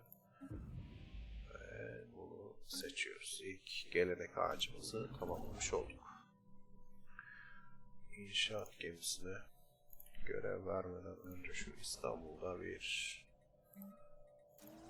bölge inşası yapalım. İnşaat gemisini de şuraya göndereyim.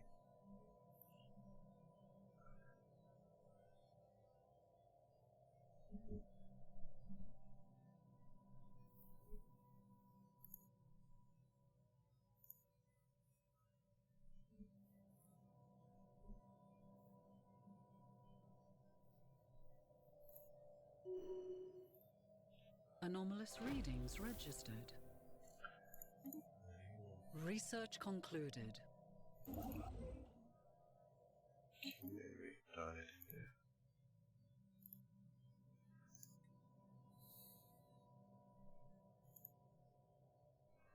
Sen buraya git. Korvet gövde forması %10 arttı. Şimdi yeni araştırma olarak şu art yakıcıları alacağım. Korvetler için özellikle bu değerli bir şey. Hızlarını arttırıyor.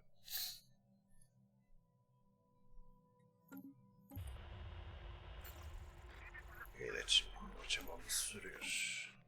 Tanınmış liderimiz.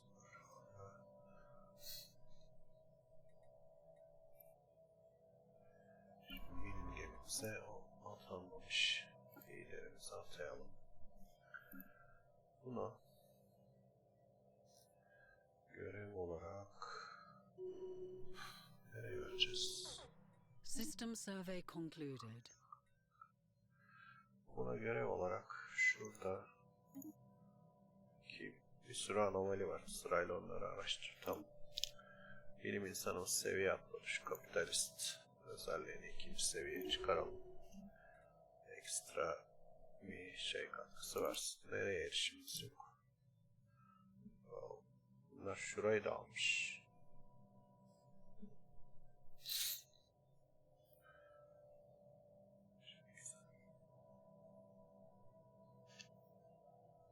Burayı da aldığına göre bu tarafa bizim geçişimiz yok. Şu bilim adamımız bu tarafta mı kaldı şimdi?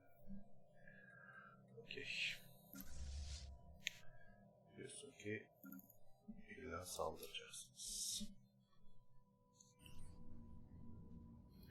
Asteroid çarpışması. Ekstradan mineral kaynağı oluşturmuş orada.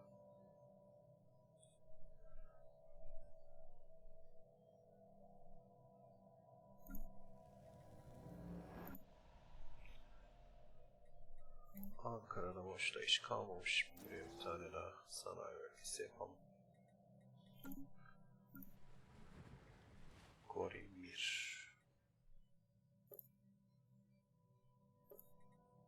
Bir tane boş iş.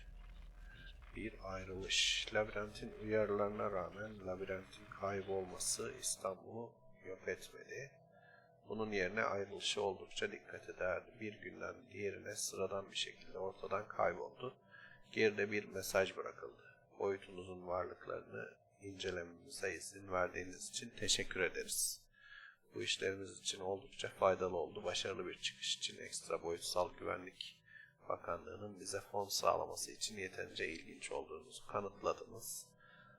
İyi niyetimizin bir göstergesi olarak laboratuvarımızın yerine size ufak bir uzay zaman anomalisini bırakıyoruz. Umarım size eğlenceli olur.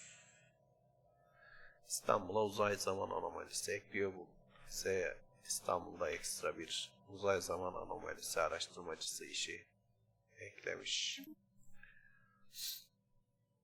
Ve o olay sona erdi.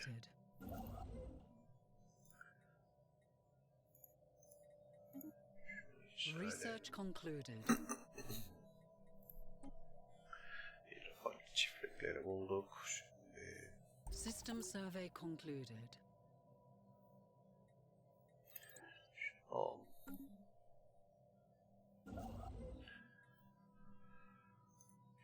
şurada araştırma istasyonlarını koysun.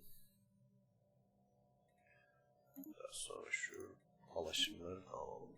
Sonra da şu otomatik tersaneyi alalım. Şurada bayağı kaynak varmış. İnşaat gemimizi. Prokyon 4'e yerleşilemez ve gerçekten yaşanmaz ancak ziyaret edilmiş durumdadır. Yüzeye gezegene özgü olmayan minerallerden oymuş, anıtlarla dolu diyor. Onları arşivler için görüntülüyoruz.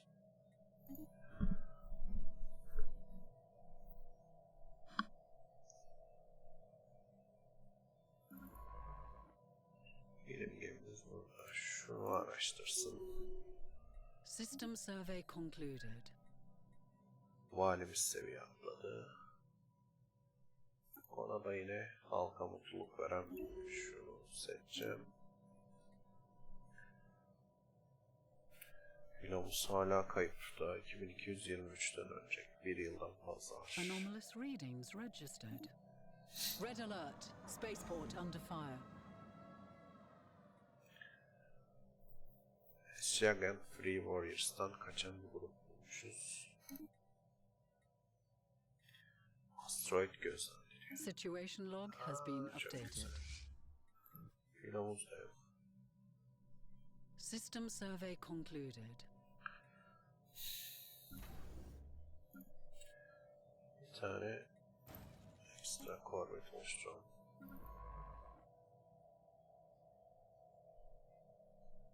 bilim gemimizi bir şeyin kokusu. Werner Star 5'in yüzeyinde uzun bir metal kutu buldu. 5 tarafında küçük delik kümeleri bilim görevlisi Halil Al-Bariki'nin onun bir kap değil bir tür aerosol dağıtımcı hızı olduğuna inanmasına neden oluyor diyor.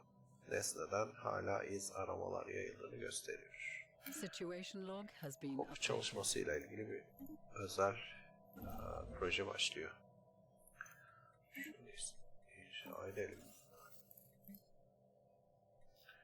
Granit kristal örgüler.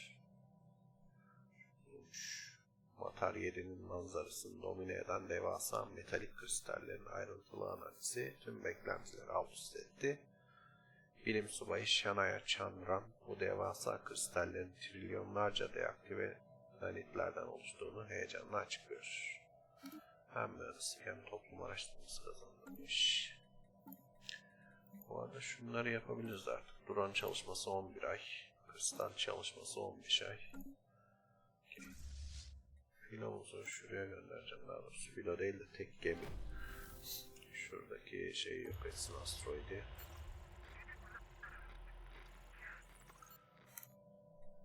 İletişim çalışmaları.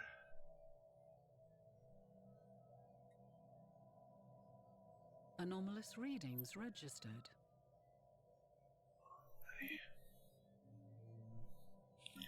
Halil ve koloni gemisi.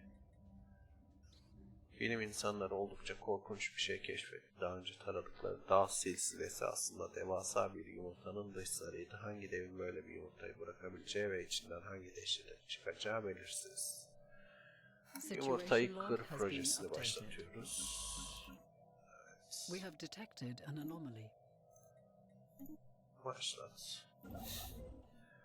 Sen de nasılsınız yokmuş. O zaman mecbur şunları yapalım, sonra buraya gitsin.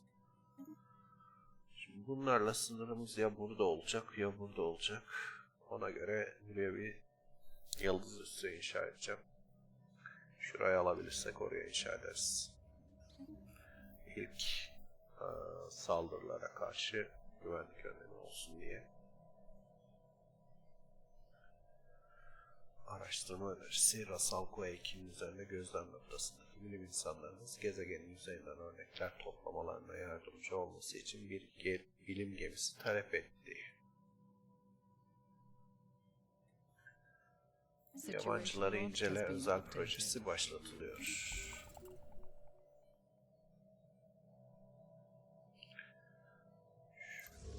gelmesi lazım yoksa burası. Nerede Wastrate? Wastrate İzmir'e çarpacak. Anomalous readings registered. Şuradaki platform saldırıyor ama yetmiyor hiç.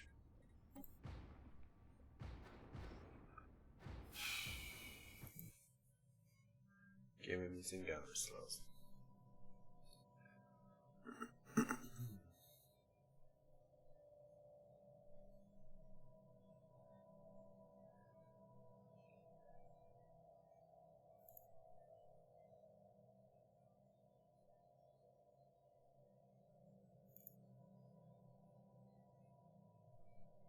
System survey concluded. İnşaat gemimiz bu. İnşa etsin. The special project has concluded. Madencilik dronlarının iş etiği. Madencilik üretimimizi arttıralım. Madencilik dronlarıyla savaşmak için ekstra şeye ihtiyacımız yok. Güce ihtiyacımız yok.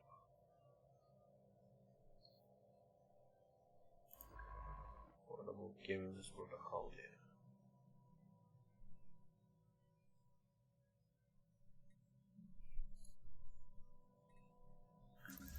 Filomuz geri döndü. Anomalous readings registered. Gemimiz yetişti. Construction completed.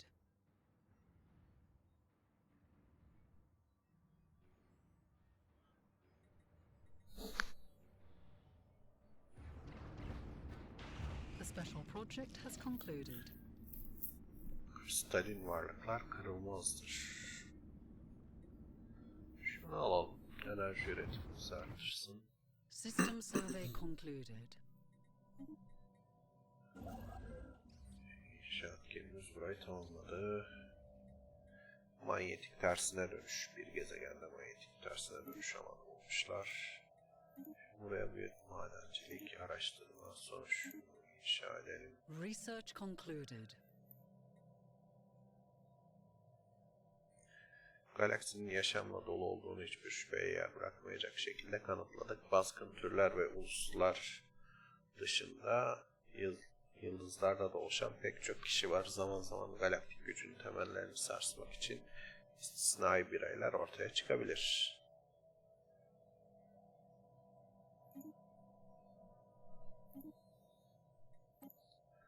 Yeni araştırma. Şu köle işleme tesisini bulalım. Şu asteroidi de yok edelim artık ya.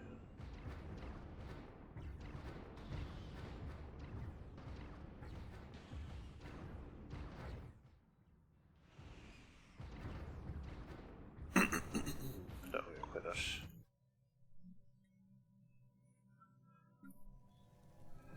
Dünyada da şu anda boşta işimiz kalmamış. Buraya bir tane daha araştırma laboratuvarı kurabiliriz. Devasa iskelet bulmuşuz. Situation log Onu has been incele. updated.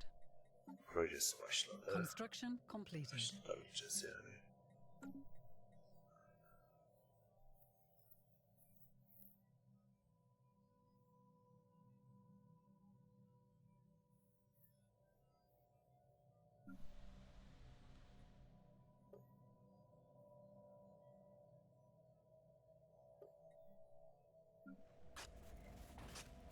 İzmir'de fosiller keşfedildi. Gezegendeki büyük ve tenha bir vadide İzmir'de yerli olmadığı görünen birkaç farklı türe ait fosilleşmiş kalıntılar bulundu.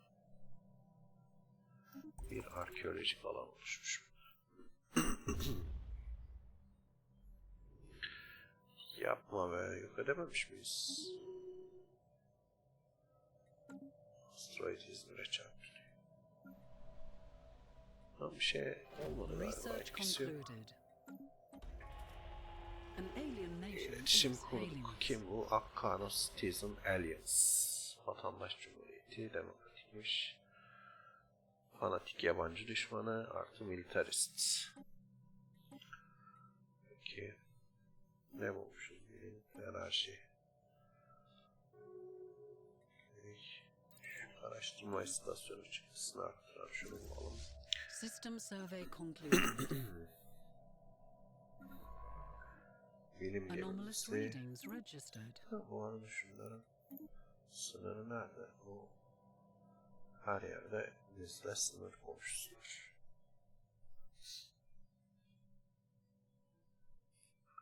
Şöyle gelmiş. Şurada bakalım nerede? Şurayı sanki almamışlar. Şu neydi? Okyanus dünyası. Buraya biyolojik kod bulduğunu %5 fazla. Tarım bölgesi çok. Buraya bizim şu arkadaşları yerleştirebiliriz.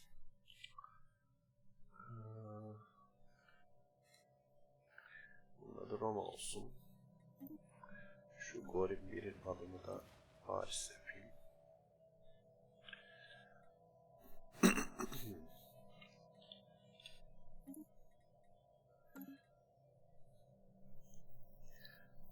Kölelerin yaşadığı yerlerin isimlerini Türkiye'den değil de dışarıdan şehirler koyuyorum.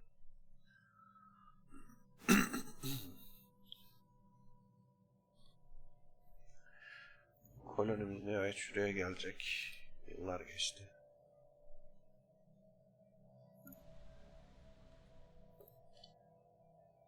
İzmir'de boşta iş var ama şuraya bir tane jeneratör bölgesi daha inşa edelim.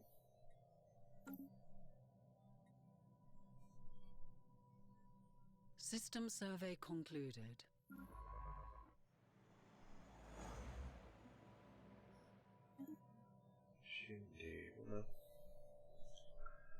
Şurada proje var. Şunu araştırayım. Niye onu araştırmamıştı zaten anlamadım. The special project has concluded. Yaşıyor. Yine yaşıyor. Böyle bir yaratığın yanında bizler önemsiz zerrelerden başka bir şey değiliz. Böylesine büyük bir yaratık karşısında imparatorluklar arasındaki geçici çekişmelerin ne önemi var? UNS Discovery'nin son iletimi burada kesiliyor ve Araya 5'in kalıntılarını taramak için sondalarımızı kullandığımızda içi boş bir kabuk buluyoruz. Görünüşe göre yaratığın kurtarıcılarına gösterecek çok az minnettarlığı varmış. Araya 5 neresi?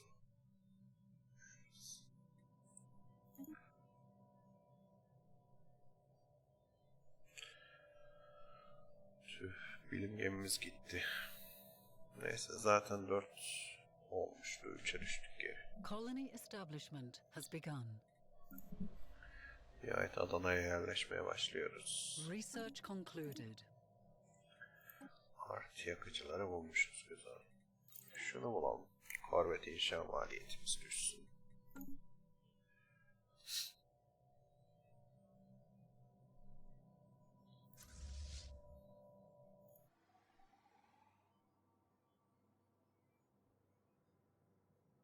System survey concluded. Gerisini şöyle göndereceğim. The special Şunlarla project bakalım has concluded. neredemişiz. Özel proje tamamlandı.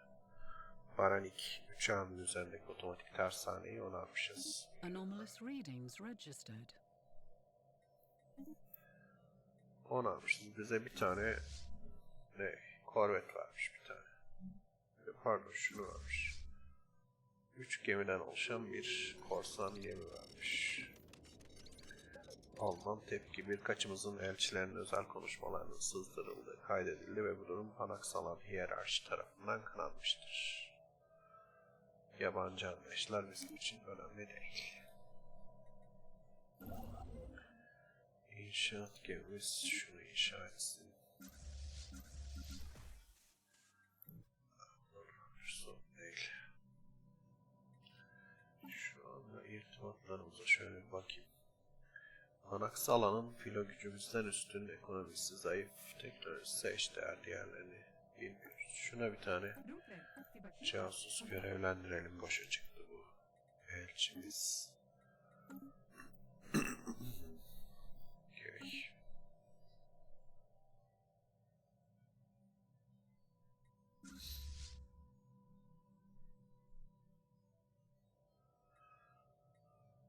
Evet, şurası şu arkadaşlarla sınırımız.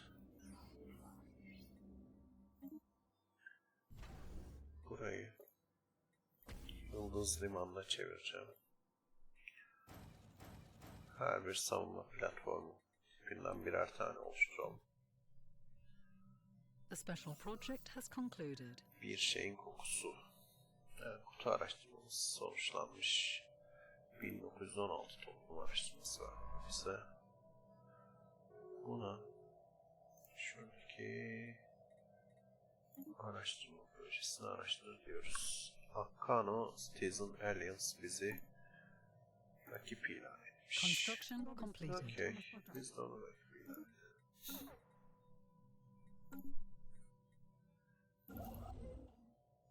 Construction completed.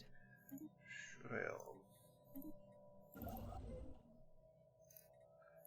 Şunları inşa et. Sonra şimdi burada genişleyebileceğimiz çok bir yer kalmadı. Bilim gemilerimizi şuralara gönderdikten sonra buraları alırız.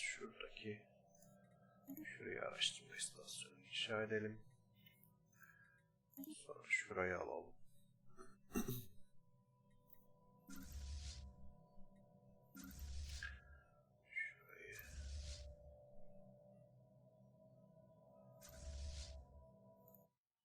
System survey concluded. Anomalous readings registered.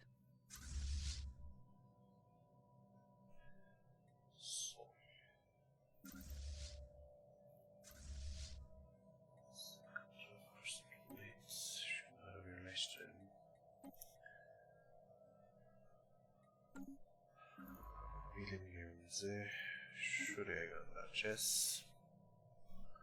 Şimdi filo yönetimine gelip şuraya birkaç tane daha gemi ekleyelim.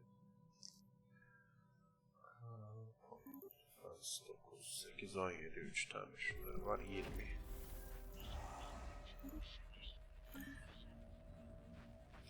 Nefrenin gururu. LK-12984 yörüngesinde keşfedilen silahlı gemi terk edilmiş bir askeri uzay aracıdır diyor. Bunu laboratuvara gönderelim. Bir proje. Korsan devlet haraç istiyor bizden. Ne vereceğiz? Gıda verelim. 500 tane gıda. Sorun değil.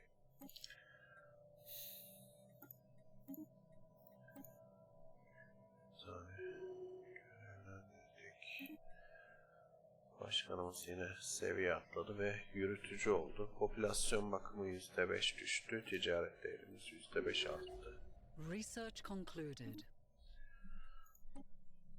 Yeni araştırma olarak yine fiziksel araştırma güçlendiren şunu seçiyorum.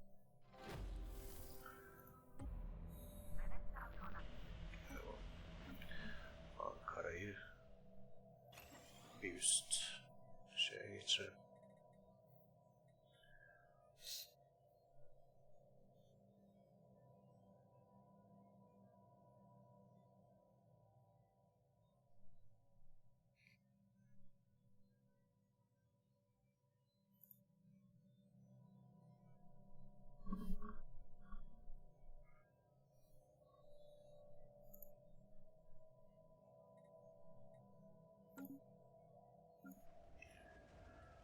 Burada boşta işimiz yok.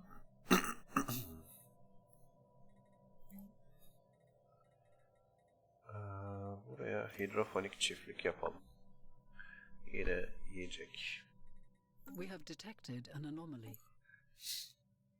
Ya İstanbul nasıl tam böyleyiz arkadaşım. Burasını da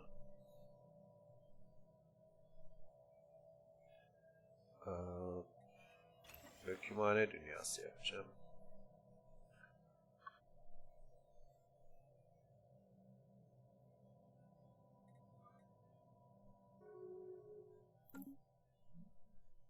Oldu.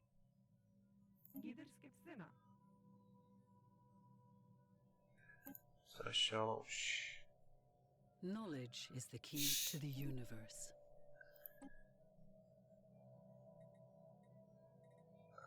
Şunu alalım.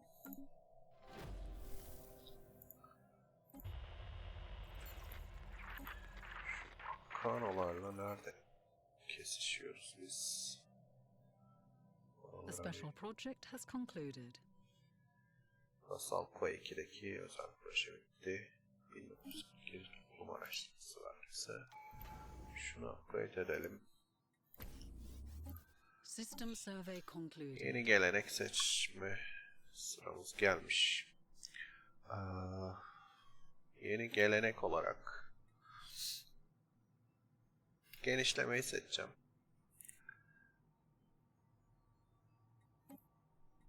Council agenda available.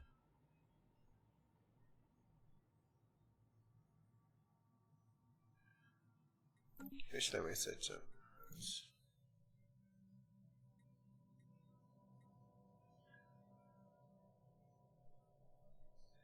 Bu arada oyuna başlayalı bayağı bir zaman oldu.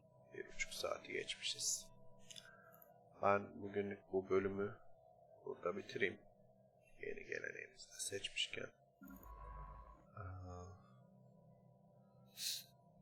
Sonraki günlerde oyunumuza devam edeceğiz. Şuna da şu görevlerini vereyim.